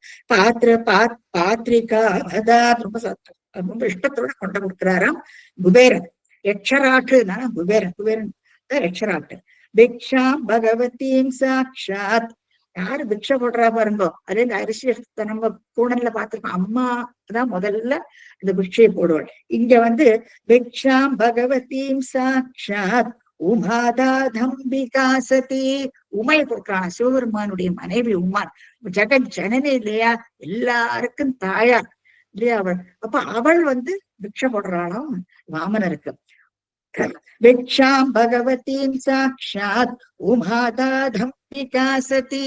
உமை வந்து பிக்ஷை போடுறாளாம். அழகா பிக்ஷை பாத்திரத்தை கையில வச்சுட்டு இருக்கா. இந்த பகவதி பிக்ஷா தேகின்னு அந்த குழந்தை கேட்கும், உடனே அந்த பிக்ஷையை போடுவா. இப்போ இதுல சாஸ்திரங்கள் எல்லாம் என்ன சொல்றாங்கன்னா எப்பவுமே தாயார் போடணும். அதுக்கப்புறம் அந்த குடும்பத்துல பெண் தங்கையோ அக்கா எல்லாம் இருந்தானா அவளும் போடலாம். என்னத்தினால என்னன்னா அவ மாட்டேன்னு சொல்ல மாட்டான். இப்ப அம்மா வந்து பகவதி பிக்ஷாந்தேகின்னு அந்த குழந்தை வந்து கேட்கும்பொழுது நான் கொடுக்க மாட்டேன்னு சொல்ல மாட்டேன். ஆனா வேற யார்கிட்டயான்னு போயிட்டு நீட்டினானா ரெஃப்யூஸ் பண்ணுவா இல்லையா. திடீர்னு போயிட்டு எனக்கு பிக்ஷதை கொடுன்னா ஒத்துக்க மாட்டாங்க. அப்ப தாயாரே கொடுக்கணுமா. இப்ப தாயார் முதல்ல இந்த பிக்ஷையை போடுறாங்க. உங்களுக்கு இந்த சாஸ்திரம் உங்களுக்கு எல்லாம் தெரிஞ்சிருக்கும். சபிரம்ம வர்ச்சசேனைவம் சபாம் சம்பாவிதோ வடுஹோ. இந்த மாதிரி பிரம்மா எல்லாரும் பிரம்ம தேஜஸோட விளங்குறானான் இப்போ அந்த குழந்தை இல்லையா. பிரம்மச்சாரி ஆயாச்சு, பூனல் போட்டுண்டாச்சு. இப்போ சபிரம்ம வர்ச்சசேனைவம் சபாம் சம்பாவிதோ வடுஹு பிரம்மர்ஷி கணசஞ்சுஷ்டாம் அத்யரோச்சதமாரிஷஹ. அப்படி ஜொலிக்கிறானா இப்போ வாமனமூர்த்தி. அந்த பூனலையும் போட்டு விட்டு இது எல்லாத்தையும் கையில வாங்கிட்ட உடனே அந்த குழந்தை ஜொலிக்கிறதா. அந்த பிரம்மர்ஷிகண சஞ்சுஷ்டாம் அப்படின்னு சொல்றாரு. அதி அதிரோச்சித மாருஷக ஜொலிக்கிறதா அந்த குழந்தை பாக்குற அந்த முகத்துல. எப்பவுமே நீங்க பாருங்க, அந்த புனல் போட்டாச்சுன்னா இந்த குழந்தைக்கு அந்த தேஜஸ் தனியா வந்துடும். அது என்னமோ நீங்க எல்லாருமே அதை நோட் பண்ணிருப்பேன். அதுக்கு முன்னாடி ஒரு விளையாட்டு குட்டியாட்டம் இருக்கும் பாக்குறதுக்கு, எல்லாத்தையும் ஆகும்னு சொல்லிட்டு பேசிட்டு விளைய வந்துட்டு இருக்கும். ஆனா அந்த பூனல் போட்டாயிடுச்சுன்னு பாத்துக்கோ, அந்த குழந்தைய பார்த்தாலே அந்த மெச்சூரிட்டி, அது எப்படிதான் அதுகளுக்கு குழந்தைகளுக்கு வரதோ நமக்கு தெரியாது. அந்த பிரம்ம தேஜஸ்ன்னு சொல்றா இல்லையா, அந்த தேஜஸ் அவளுக்கு ஆட்டோமேட்டிக்கா வந்துடுறது. ஏன்னா அத்தனை மந்திரங்கள் ஜபிக்கிறது இது எல்லாமே கூட அந்த தேஜஸ் கூடுறது அந்த குழந்தைகளுக்கு. சமித்தமாஹிதம் வஹ்னி. இப்ப சமிதாதானத்தை அடுத்து என்ன, ஆச்சாரியர் கூட்டிட்டு போவார் இல்லையா, கூட்டிட்டு போயிட்டு சமித்துக்கள், சப்தரிஷிகள் சமித்துக்கள் எல்லாம் கொடுத்திருக்கா இல்லையா, அப்ப அதை வந்து சுத்தி வைப்பாளாங்க அக்னிகுண்டம். இப்ப அந்த குழந்தைய அவ கூட விட்டுடுவா இல்லையா, மத்தவாள் அவ வேலையை பார்த்துப்பா. அந்த குழந்தையும் அந்த ஆச்சாரியமா உட்கார்ந்துட்டு அக்னி காரியத்தெல்லாம் சொல்லி கொடுக்குறாரு பாருங்க இல்லையா. சமத்திதான் சமித்தமாஹிதம் வஹ்னி. வஹ்னின்னா அக்னி, அக்னி அக்னி கிருத்வா பரிசமூகனம். இப்ப அக்னி காரியத்துல அப்படி அந்த மந்திரங்கள் எல்லாம் சொல்லி கொடுப்பார். அந்த குழந்தை அழகா அதை கேட்டுக்கும் அதுவும் பண்ணும், ஆச்சாரியரோட உட்கார்ந்து பண்றது. பரிஸ்தீர்த்திய சமர்ச்ச சமபியர்ச்சிய சமித்தரஜுஹோத்விஜஹங்கிறார் அவர். இப்படியா அந்த குழந்தை வந்து செகண்ட் டைம் பிராமணனா இருந்தான். த்விஜஹ அப்படின்னு சொல்றார். ட்வைஸ் பார்ன்னு சொல்லுவா இங்கிலீஷ்ல தான். அதாவது பிராமண சமூகத்துல பிறக்கிற குழந்தைகள் முதல்ல பிராமணனா பிறக்கிறது இல்லையா. இப்ப காசியபருக்கு அதிதிக்கும் பிறந்திருக்காரு அவர். இப்போ பிராமண குலத்துல அவர் பிறந்திருக்காரு. இப்போ அது முதல் பிராமணன். இப்ப பூழல் போட்ட உடனே 2வது முறையா பிராமணன் ஆகிறானா அந்த குழந்தை. 2வது அதான் த்விஜஹ. சோ இந்த செகண்ட் ட்வைஸ் பான்ங்கிறது இந்த பிராமணர் மட்டும்தான் உண்டு. சோ இதெல்லாம் ரொம்ப விசேஷமாகும். அது ரொம்ப அழகா அந்த பாகவதத்துல வரிசையா சொல்லி இருக்கு. நீங்களும் படிச்சு பார்த்துக்கும்போது 8வது ஸ்கந்தத்துல இருக்கு. சோ ஒவ்வொரு விஷயங்களும் நம்ம இதில் பார்க்கலாம். நீங்களும் பூனல் எல்லாம் போட்டிருக்க, நம்ம குழந்தைகளுக்கு போட்டு பேர குழந்தைகளுக்கு போட்டிருப்பேன். சோ இப்ப நம்ம வந்து வாமன மூர்த்திக்கு அழகா உபநயனம் பண்ணி முடிச்சாச்சு. நீ அடுத்து என்ன நடக்கிறதுன்னு பார்ப்போம். இப்ப பூனல் போட்ட பின்ன என்ன பண்றாரு இவர், அதுலயே நீங்க பார்க்கலாம். தே தீப்யமானவ புரீஷ, ஸ்லோகம் 6ல இருக்கோம் நம்ம. தே தீப்யமானவ புரீஷ கிருதாக்னி காரியம் எல்லாம் பண்ணிட்டு துவம் பிராஸ்திதா கிளம்பி விடுறாராம் பகவான். ஏன்னா அவருடைய காரியம் என்ன அதையும் பார்த்துக்கணும் இல்லையா. துவம் பிராஸ்திதா பரிகிரகம் பிரகிருத அஸ்வமேதையாக நடக்கிற இடத்துக்கு இவர் கிளம்பி விடுறாரு. இப்போ வாமரர் வந்து கிளம்பி விடுறாரு. இப்போ அதே ராகம் மறுபடியும் பாருங்க. இப்ப இந்த ஸ்லோகத்துல நம்ம பாக்குறோம் அவருடைய வைபவங்கள், உபநய வைபவங்களை பாக்குறோம். அந்த உபநயம் எல்லாம் முடிஞ்ச உடனே அந்த பிரம்ம தேஜஸ் கூட இந்த குழந்தை வந்து உடனே அடுத்து வந்து பலிகிரகம் மகாபலி அஸ்வமேத யாகம் பண்ணிட்டு இருக்கான். அந்த இடத்துக்கு டக்குன்னு கிளம்பி விடுறாராம். இப்போ பிராஸ்திதான கிளம்புறார். பலிகிரகம் பலியினுடைய அந்த இடத்துக்கு பிரகிருதாஸ்வமேதம் அவர் அஸ்வமேத யாகம் பண்ணிட்டு இருக்காராம். அந்த இடத்துக்கு கிளம்பி விடுறார் இப்போ வாமனன். அடுத்து என்ன ஆகுதுன்னா, காத்ரேண பாவி மகிமோச்சித கௌரவம் பிராக் வியாபிருண்வதேவ தரணிம் சலயன்யயாசி சத்ரம் பரோஷ்மதிரணார்த்தமிவாததானோ தண்டம் ச தானவஜனேஷ்விவ சந்நிதாத்தும். இப்ப பாருங்க என்ன காத்ரேண, இந்த காத்திரம்னா அந்த உடம்புல அந்த தேஜஸ் இல்லையா, இப்படி ஜம்முன்னு இருக்கார் பாக்குறதுக்கு. காத்திரேன பாவி மகிமோச்சிதங்கிறார். அதாவது ஏதோ மகிமோச்சிதன்னா ஏதோ ஒரு நல்ல காரியம் ஏதோ ஒண்ணு நடக்க போறது, அதுக்கு முன்னறிவிப்பா இருக்கிற மாதிரி இருக்காம் இவருடைய அந்த தேஜஸ். அதோட நடந்து வரார் பாருங்க. இப்ப காத்திரேன பாவி மகிமோச்சித கௌரவம், ரொம்ப கௌரவத்தோட முட்டுக்கா நடந்து வரார். சின்ன நடந்து வர்றாரு அவர். இங்க இருந்து சின்ன 5 வயசு குழந்தை தானே இல்லையா, இப்ப ரொம்ப சாமர்த்தியமா அங்க இருந்து கிளம்பி அவர் பாட்டுக்கு வர்றாரு இங்க இருந்து. அப்போ அதைத்தான் சொல்ல காத்திரேன, அந்த காத்திரமும் பாவி மகிமோச்சித உச்சித கௌரவம் பிராக்கு. அப்போ அது பிராக்குன்னா முன்னேற்பாடா ஏதோ நடக்க போறதுங்கிற மாதிரி ஒரு அறிவிப்பு கொடுக்குற மாதிரி இருக்காம அவர் நடந்து வருது. வியாபிருண்வதேன அதை காட்டிக்கிண்டு தரணிம் சலயன்னயாசிஹி, நடந்து வரும் பொழுது இந்த பூமியே ஆடுறதாம். தரணிம்னா பூமி, சலையன் அயாசிஹி கடைசியில சேர்த்துக்கலாம். இப்ப சலையன் பூமி அப்படியே இந்த பக்கம் அந்த பக்கம் அதிர்றான். பகவான் அல்லவா, பகவான் உலகத்தையே தாங்கிட்டு நடக்கிறார். அவர் பாக்குறதுக்கு கொஞ்சம் குழந்தைய 5 வயசு குழந்தையா இருந்தாலும் அவர் அந்த பூமியே தாங்கிட்டு இருக்காரு இல்லையா. இப்போ அந்த மிடுக்கோட அவர் நடந்து வரும் பொழுது பார்த்தனா அந்த பூமியே அசையறதான், நடுங்கிற மாதிரி இருக்கான் பூமியே. அப்புறம் அந்த சத்திரம், அந்த கொடையை வச்சுட்டு இருக்காரு இல்லையா, சத்திரம் பரோஷ்ம அதிரணார்த்த இமாததானோங்கிறார். அதாவது அந்த கையில அந்த கொடையை வச்சுட்டு இருக்காரு இல்லையா, சத்திரம்னா கொடை, அந்த கொடையை கையில வச்சுட்டு இருக்கிறது அது எப்படி இருக்கான் பாக்குறதுக்கு. என்னன்னா அத ஆததானக கையில் பிடிச்ச அந்த ஆததான கையில பிடிச்சுட்டு இருக்கிற அந்த கொடை பின்னால இப்போ அசுரர்கள் நிறைய பேர் இருக்காரு, மகாபலியோட கிரகத்துக்கு போறார். அப்போ அவளை மறைக்கிற மாதிரி இருக்கான். ஏதோ நடக்க போறதுங்கிறத முன்னேற்பாட அறிவிக்கிற மாதிரி இருக்கு. அத சத்திரம் பரோஷ்ம அதிரணார்த்த இவாததானக அப்படின்னு சொல்றாரு. அதையும் கையில சத்திரத்தையும் கையில உயர்ந்துட்டு இருக்கார். அதுவும் எதையோ அறிகுறியும் நமக்கு, அதாவது அவளெல்லாம் மறைக்காத மாதிரி இருக்கா அந்த அசுரர்கள் எல்லாம். தண்டம் கையில தண்டம் வேற வச்சுருக்கார். தண்டம் சதான வஜனேஸ்விவ, அதாவது தண்டம் என்னத்துக்கு வச்சுருக்காருன்னா உன்னை ஒரு கை பாக்குறே பாரு. இந்த அசுரர்களுக்கு ஒரு ஒரு பாடம் கற்பிக்கிறதுக்கு தானே இப்ப கிளம்பியிருக்காரு இல்லையா. இப்ப அந்த தண்டம் வேணுமே, ஒரு கையில உங்களை ஒரு போய் பாக்குறேன் அந்த மாதிரி இருக்கான் அவர் கையில வச்சுருக்கிறது. தண்டம் ச தானவன் அசுரர்கள் தானவஜனேஸ்விவ சந்நிதாத்தும், இப்படியாக சன்னிதாத்தம் அழகா அது அடிவேல் அடி வச்சு பூமியே நெடுங்கிற மாதிரி அயாசிகி அவரது பரிகிரகத்தை நோக்கி வராரா பகவான். கீழே பார்க்கலாம், ஏதோ நடக்க போறது இல்லையா. அப்போ அந்த கால் அப்படி நடந்து தூக்கி தூக்கி ஜம்முன்னு வச்சு நடந்து வரும்பொழுது அடுத்து பார்ப்போம், அடுத்த தசகத்துல அவர் என்ன பண்ண போறாருன்றது நமக்கு தெரிய போறது. அப்போ ஏதோ முன்னறிவிப்போட ஏதோ ஒண்ணு நடக்க போறதுங்கிறத சொல்ற மாதிரி அவர் அந்த பரிகிரகத்துக்கு நடந்து வர்றார், விடுக்கோட நடந்து வர்றாரா பகவான். தாம் நர்மதோத்தர தடே அயமேதசாலாம் ஆசே துஷி त्वयिरुचा तव रुद्ध नेत्रे भास्वान् किमेषदहनोऽनु सनत्कुमारो योगीनुकोयमिति शुक्रमुखैष शङ्गे. பாருங்க அங்க என்ன சொல்றாருன்னா, தாம் நர்மத நதிக்கு உத்தரம் வடக்குல நர்மத நதி ஓடின்னு இருக்கு. அதுக்கு வடக்கு பாகத்துல, உத்தரம்னா வடக்கு தடை, அந்த கரையில நர்மதை நதியோட கரையில உத்தர பாகத்துல இந்த வடக்கு திசையில ஹயமேத சாலா, ஹயன குதிரை. சோ அஸ்வமேத யாகம் பண்ணிட்டு இருக்கான் மகாபலி. சோ ஹயமேத சாலா அஸ்வமேத யாகத்தை அந்த அந்த யாக கூடத்துக்கு இப்போ வர்றவர். ஆசே துஷின்னா அங்க சேர்றாரு. வயி ருச்சா தவறுத்த நேத்திரையே, பகவான் வட்டத்திலே பகவானை பார்த்து சொல்றார், வயி ருச்சா, அப்படி ஒரு அழகா இருக்காராம் பாக்குறதுக்கு. அந்த அழகை பார்த்த உடனே தவ ருத்தன, தங்களுடைய இந்த அழகிய இந்த மனோகரமான அந்த காத்திரம் அதையெல்லாம் பார்த்த உடனே ருத்த நேத்திரேகிங்கிறார். எல்லாரும் கண்கொட்டாம பாக்குறான்.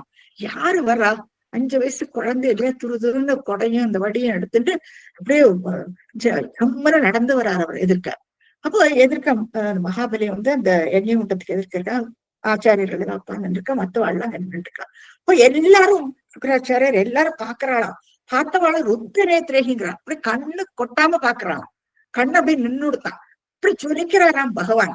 அப்போ அங்க எவ்வளவு கம்பேரிசன் கொடுக்கிறார் பாருங்க. பாஸ்வான் கிமேஷ கிம் ஏஷ, அதாவது இந்த குழந்தை என்ன சூரியனும் இப்படி ஜகதகன்னு ஜொலிக்கிறார் அவர் இல்லையா. எப்பவுமே இந்த பிரம்மச்சாரிகள் பார்த்தானே பூழல் போட்ட உடனே அவளுக்கு இந்த பிரம்ம தேஜஸ் விடுறது இல்லையா. அப்போ அவளுக்கு முகத்துல அந்த ஹேலோ மாதிரி அந்த ஜொலிப்பு இருக்கும் அவளுக்கு. அப்போ அவள் பார்த்த உடனே இதன் பாஸ்வான், இதன சூரியனும் அப்படின்ட்டு, சூரிய பகவான் எப்படி இருக்காரு, தகதகன்னு மின்றார் இல்லையா. இப்போ சூரியனும் அப்படின்ட்டு யோசிக்கிறான் அவள சுக்கராச்சாரியார். எல்லாரும் பார்த்துன்னு இருக்காரு இல்லையா, யோசிக்கிறானா இவன பாஸ்வான் சூரியனும், அப்போ இல்லாட்ட தகனம், ஏன்னா அக்னி பிழம்பா இருக்கானே பாக்குறதுக்கு, அக்னியோ, ஏன்னா அந்த கோஷோட வர்றாரு இல்லையா அவர். தண்டம் சத்திரம் எல்லாத்தையும் எடுத்துட்டு தண்டிக்க வர மாதிரி வந்துட்டு இருக்காரு அவர். அப்ப அக்னியும் அப்படின்ட்டு நினைக்கிறான். தகனம் சனத்குமாரர்களோ அவதூதர்கள் இல்லையா, சனத்குமாரர்கள் பிரம்மாவுடைய மானசீக புத்திரர்கள் சனத்குமாரர்கள். இவ 4 பேர் உண்டு. இவ 4 பேர் அவதூதர்களாகும். இவாளுக்கு சன்னியாசி, இவ குழந்தையிலேயே இவாளுக்கு சம்சாரத்துல ஒரு ஈடுபாடே இல்லை, சன்னியாசிகள் ஆடுறான். ஆனா இவர் முதல்ல இவாளை படைக்கிறது என்னத்துக்கு என்னன்னா நல்ல குழந்தைகள் விருத்தியாகணும் பிறக்கணுங்கிறதுக்கோசரம் இவாளை சிருஷ்டி பண்றார் பிரம்மா. ஆனா இவாளோ கொஞ்சம் கூட அதுல இஷ்டமே இல்லை. விஷ்ணு பக்தர்கள் அவதூதர்களாக ஆயிடுறா. அப்போ அந்த அந்த குழந்தையாவே இப்ப பாக்குறதுக்கு அவ, ஏன்னா அந்த குழந்தைத்தனம் வாழ்க்கை எப்பவுமே இருக்கும். அவ பாக்குறதுக்கு அந்த குழந்தை மாதிரியே தான் இருப்பாவ. இப்ப இவரும் அந்த குழந்தை ரூபத்துலதான் 5 வயசு குழந்தையாட்டு வரான். அப்போ இவ சனத்குமாரன் மாதிரி இருக்காராம் பாக்குறது. அப்படிதானே இருக்கா இல்லையா? அவ எப்படி உட்கார்ந்துட்டு இருக்கா, 6 பேர் மொட்டை தலையும் இதுவுமா உட்கார்ந்துட்டு இருக்காவ. அவதூத சன்னியாசிகளாக்கும் பால குழந்தை மாதிரியே இருப்பாவா. இப்போ இவ பாக்குறதுக்கு அவ சனத்குமாரன் மாதிரி இருக்காராம். இப்போ அவளை யோசிக்கிறாளா, இவன சூரியனும் இல்லாட்டா அக்னியும் இல்லாட்டா சனத்குமாரனும் அப்படின்னுட்டு இவ எல்லாம் ருத்த நேத்திரைக்கு கண்ணு கொட்டாம அவரையே பாக்குறானா. யோகினு கோ சனத் சனத்குமார யோகி, அது சேர்த்துக்கிடும் நீங்க. யோகினு க இயம் இதி. இப்போ இது யாராக்கும்? இப்படி வந்திருக்காரு இவர் யாராக்கும்? சுக்ரமுகேகி சசங்கைகி. சுக்ராச்சாரியா, சுக்ரமுகைகின்னா சுக்ராச்சாரியார் பிருகுவம்சத்துல வந்தவர் இல்லையா அவர். பிருகுவுடைய பிள்ளையாக்கும் சுக்ராச்சாரியார் நாம வச்சுக்கணும். சுக்ராச்சாரியார் மத்த ஆச்சாரியர்கள் நிறைய பேர் இருக்கா, கூட பந்துக்கள் எல்லாம் நிறைய பேர் இருக்கா. சசங்கை எல்லாரும் அப்படியே இதோட பாக்குறாங்க. ஒரு யாரா இருக்கும் அப்படின்னு யோசிக்கிறா அத்தனை பேரும் இந்த குழந்தைய பார்த்துட்டு.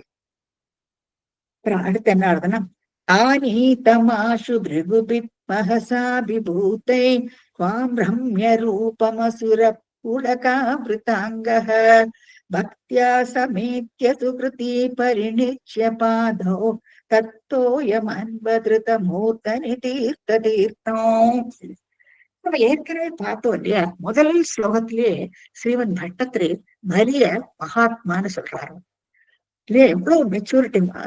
அப்புறம் அவருக்கு இந்த அந்தணர்களோட எப்பவுமே சேவை பண்றதுக்கு ரொம்பவுமே ஆசையா பலிக்கு. ஏன்னா சுக்கராச்சாரியார் எல்லாமே அவனுக்கு ஜீவனை கொடுத்திருக்காரு இல்லையா. அப்போ அந்த ஆச்சாரியர்கள் பிராமணர்கள் எல்லாம் ரொம்பவுமே மதிப்பறாம. அப்ப அதனாலதான் நிறைய யஜ்யங்கள் எல்லாம் பண்ணிட்டு அதுலயே அவருக்கு நிறைய விருத்தி ஆயிடுறது. அவருடைய ஏற்றங்கள் எல்லாம் ரொம்பவுமே ஜாஸ்தி ஆயிடுறது பலிக்கு. இப்போ ஒரு பிரம்மச்சாரி பூணல் போட்டுண்டு தனக்கு எதிர்க்க நிக்கிறார். அப்போ ஆனீத மாசுன்னு குவிக்கா வராரா அவர். ஆசுன்னு அந்த மரிக்கிரகத்தை நோக்கி அவர் வந்துட்டு இருக்கார் பகவான். பிருகுபிகி, பிருகுபிகின்னு பிருகுவோட குலத்துல வந்தவர் சுக்கராச்சாரியா. பிருகுபிகி மகசாபி பூத்தேகி. இவா எல்லாரும் அபிபூத்தேகினா எல்லாரும் சோ அட்ராக்டட். இந்த குழந்தைய பார்க்க இப்படி ஒரு ஆச்சரியமா இருக்கு. வாழ்க்கை ரொம்ப அழகாவும் இருக்காரு பாக்குறதுக்கு. இப்ப எல்லாரும் அவரையே பார்த்துட்டு இருக்கார். பிருகுவம்சத்துல இந்த சுக்கராச்சாரியார் சுக்கரமுகைன்னு பார்த்தோம் இல்லையா, எல்லாரும் அவர் பார்த்து அப்படி ஆச்சரியப்பட்டு இருக்கா. சுவாம் ரம்ய ரூபம், உங்களுடைய இந்த அழகான இந்த ரூபத்தை அசுரக பரி பாருங்க, அசுரக புலகாவிருத்தாங்க புலகாங்கிதம் ஆயிடுறதான்.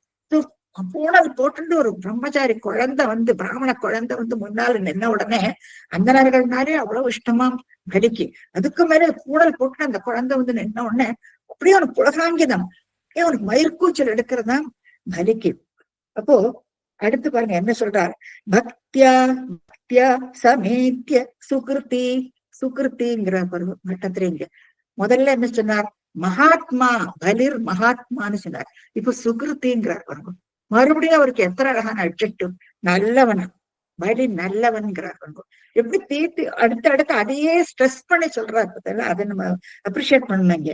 பக்தியா பக்தியோட சமேத்திய பக்தியோட கூட சுகிருத்தி அந்த நல்லவன்கிறார் பட்டத்திரி. பலிய பார்த்துட்டு சுகிருத்தி பரிணிச்சிய பாதோ, பாதத்தை அலம்பரானா கரசலன்னு ஒரு தாம்பாளத்தை எடுத்துன்னு வந்துட்டு அந்த குழந்தைய அது மேல அந்த ஏன்னா அந்த பூனை போட்டுன்னு வந்திருக்கு இல்லையா அந்த குழந்தை, அந்தன குழந்தையல்லவா பிராமண குழந்தையல்லவா. அப்போ அது பாதத்தை அலம்பரானாம். பரிணிச்சிய பாதோ தோயம், அந்த பாதத்தை அலம்பின அந்த ஜலம் தோயம்னா அந்த ஜலத்தை அன்பதிருத்த மூர்தனி தன்னுடைய சிரஸ்ல புரோக்ஷணம் பண்ணிக்கிறானாம் பலி. இந்த சின்ன குழந்தை பாருங்க, அந்த போட்டுட்டு வந்த அந்த குழந்தையினுடைய பாதத்தை அலம்பி அன்பதிருத்தா என்னன்னா அந்த அப்படியே மூர்தனின்னு சிரஸ்ல தெளிச்சுக்கிறானா அந்த ஜலத்தை எடுத்து. அன்பதிருத்த மூர்தனி தீர்த்தம்னு சொல்றாரு ஸ்ரீமன் பட்டத்திரிங்க. தீர்த்தங்கள்லயே மகா சிறந்த தீர்த்தமாம் இது. அதனுடைய விசேஷத்தை அடுத்த ஸ்லோகத்துல நம்ம பார்ப்போம். ஏன்னா அவர் யாரு? பகவான் அல்லவா. இப்போ பகவானுடைய இந்த காலை அலம்பி அந்த ஜலத்தை எடுத்து அவன் புரோஷனம் பண்ணிக்கிறானா பலி. அப்போ அவன் எத்தனை அதிர்ஷ்டசாலி இல்லையா? ஸ்வயம் பகவானே முன்னால வந்து நிற்கிறார். முன்னால வந்து நின்று அவருடைய பாதத்தை கழுவி அந்த தீர்த்தம், அதாவது தீர்த்தம், தீர்த்தங்கள்லே சிறந்த தீர்த்தமா அது. என்னத்துல என்னன்னா அவருடைய பாதம் பட்ட அந்த ஜலம் இல்லையா, அந்த பாதத்தை அழகா தாம்பாளத்துல வச்சுட்டு அவருடைய பாதத்துல அந்த ஜலத்தை விடுறான் இல்லையா, அந்த ஜலத்தை விட்டு அந்த ஜலத்தை எடுத்து தலையில வந்து புரோக்ஷனம் பண்ணிக்கிறானா பலி. அதனாலதான் சுகிருத்தின்னு சொல்றாரு இங்க. மட்டும் அண்டர்லைன் பண்ணிக்கோ. இந்த மாதிரி இதெல்லாம் நம்ம அப்ரிஷியேட் பண்ணணும். எவ்வளவு நோட் பண்ணியிருக்காரு இல்லையா. அசுரன் அசுரன் அசுரன் அந்த எண்ணத்திலேயே நம்ம இருக்கக்கூடாது. அசுரர்களுக்கும் நல்ல வாழும் இருக்கா. அதனாலதான் முதல்ல மகாத்மான்னு சொன்னார், இப்போ சுகிருத்தின்னு சொல்றார் மகாபலிய. இப்ப எல்லாரும் பின்னால ரிஷிகள் எல்லாம் நின்றுட்டு இருக்கா. சுக்கராச்சாரியார் வணங்குறார். அவரும் பார்த்துட்டு தானே இருக்காரு இல்லையா. அடுத்த கடைசியில என்ன சொல்றாருன்னா, பிரஹ்லாத வம்சஜதயா க்ரதுபிர்த்விஜேஷு விஸ்வாசதோனுததிதம் திதிச்சோபிலேபே யத்தே பதாம்புகிரிஷஸ்ய சிரோபிலால்யம் சத்வம் விபோ குருபுராலய பாலயேதாஹாம். இங்க பாருங்க என்ன நடக்கிறதுன்னு பாருங்க. இப்போ பிரஹ்லாத வம்சஜதையா கிருதுபிர் விஜேஷு விஸ்வாசக, அதோட திதிச்சக திதியுடைய பிள்ளையாக்கம் இவனுக்கு கிடைச்சது. அதாவது மகாபலி யாரு? பலி வந்து பிரஹ்லாதனுடைய வம்சத்துல பிரஹ்லாதனுடைய கொள்ளு பேருனாக்கம் மகாபலி. மேல பார்க்கலாம் பிரகலாதனுக்கு எப்படி அபிஷேகம் எல்லாம் பண்றாங்கிறத நம்ம பார்க்கணும். நரசிம்ம அவதாரத்துல நம்ம பார்த்தோம். பிரகலாதனுடைய அவர் சொல்லியிருக்காரு இல்லையா, பகவான் 21 ஜெனரேஷனுக்கு அவனுடைய இந்த அசுரர்களுக்கு எந்த விதமான துன்பமும் வராது, நான் வதம் பண்ண மாட்டேன்ட்டு வேற வாக்கு கொடுத்திருக்காரு அவர் இல்லையா. அப்போ அந்த பிரகலாதனுடைய வம்சத்துல பிறந்ததுனாலயோ என்னமோ ஒவ்வொன்னா அடிக்கிட்டு போறார். பிரகலாத வம்ச ஜட்டையா பிரகலாதனுடைய அந்த லைனேஜ்ல வந்ததுனாலயோ கிரதுவர்க்கு துஜேஷு, கிரது யஜ்யங்கள் எத்தனை பண்றார் பலி இல்லையா, எத்தனை யஜ்யங்கள். ஏன்னா என்னத்தினால யஜ்யம் பண்றார்? ஏன்னா அவர் வந்து சுக்கராச்சாரியா, அவர் தானே அவருக்கு ஜீவனை கொடுக்கிறார், அவர் தானே உயிர் கொடுத்திருக்காரு இல்லையா. அப்போ அவர் வந்து அந்த குருவுக்கும் அந்தனர்களுக்கும் அவளை வச்சுட்டு நிறைய யஜ்யங்கள் எல்லாம் பண்றார் பலி. அதனாலதான் அவனுக்கு நல்ல ஏத்தமும் கிடைக்கிறது இல்லையா, அந்த விரதம் கிடைக்கிறது இதெல்லாம் நம்ம ஏற்கனவே நம்ம பார்த்தோம். அதோட கூட விஜேஷு விஸ்வாசகிற, அப்போ இந்த அந்தனர்கள் மேல அவ்வளவு விஸ்வாசம் இல்லையா அவருக்கு. கணவனாதானா அப்படி ஒரு விசேஷமா சேவை பண்ணுவான். அவனுடைய காலங்கள்ல ரொம்பவுமே சேவை பண்ணிருக்கானா பலி அந்தனர்களுக்கு. அதனாலதான் அந்தனர்களுக்கு அவளுடைய அனுகிரகத்தோட அவன பட்டாபிஷேகமே பண்றான். விஸ்வஜித் யஜ்யமும் பண்ணி அவ்வளவு பலமும் கிடைக்கிறது பலிக்கு. அதே தானே இந்திரன் ஓட்டி எல்லாம் அமராவதி பட்டணத்தையே தன்னுடைய கைவசம் ஆக்கிட்டு விடுறான் இல்லையா. 3 லோகத்துக்கு அதிபதி ஆயிடுறானே பலி. அது எல்லாம் என்னத்தினால? அந்தனர்களுடைய அனுகிரகம் அவனுக்கு. சுக்கராச்சாரியார் குருவினுடைய அனுகிரகம் பிரகலாதனுடைய வம்சத்துல வந்ததுனாலயோ என்னமோ. இன்னும் ஒண்ணு கூட ஆட் பண்ணிக்கிறார் அவர். இதம் திதிக்கு பிறந்தவன் அல்லவா இல்லையா. காஷ்யவருக்கும் திதிக்கு பிறந்தவா எல்லாரும் அசுரமார்களாக்கும். சோ மகாபலி ஒரு அசுரன்.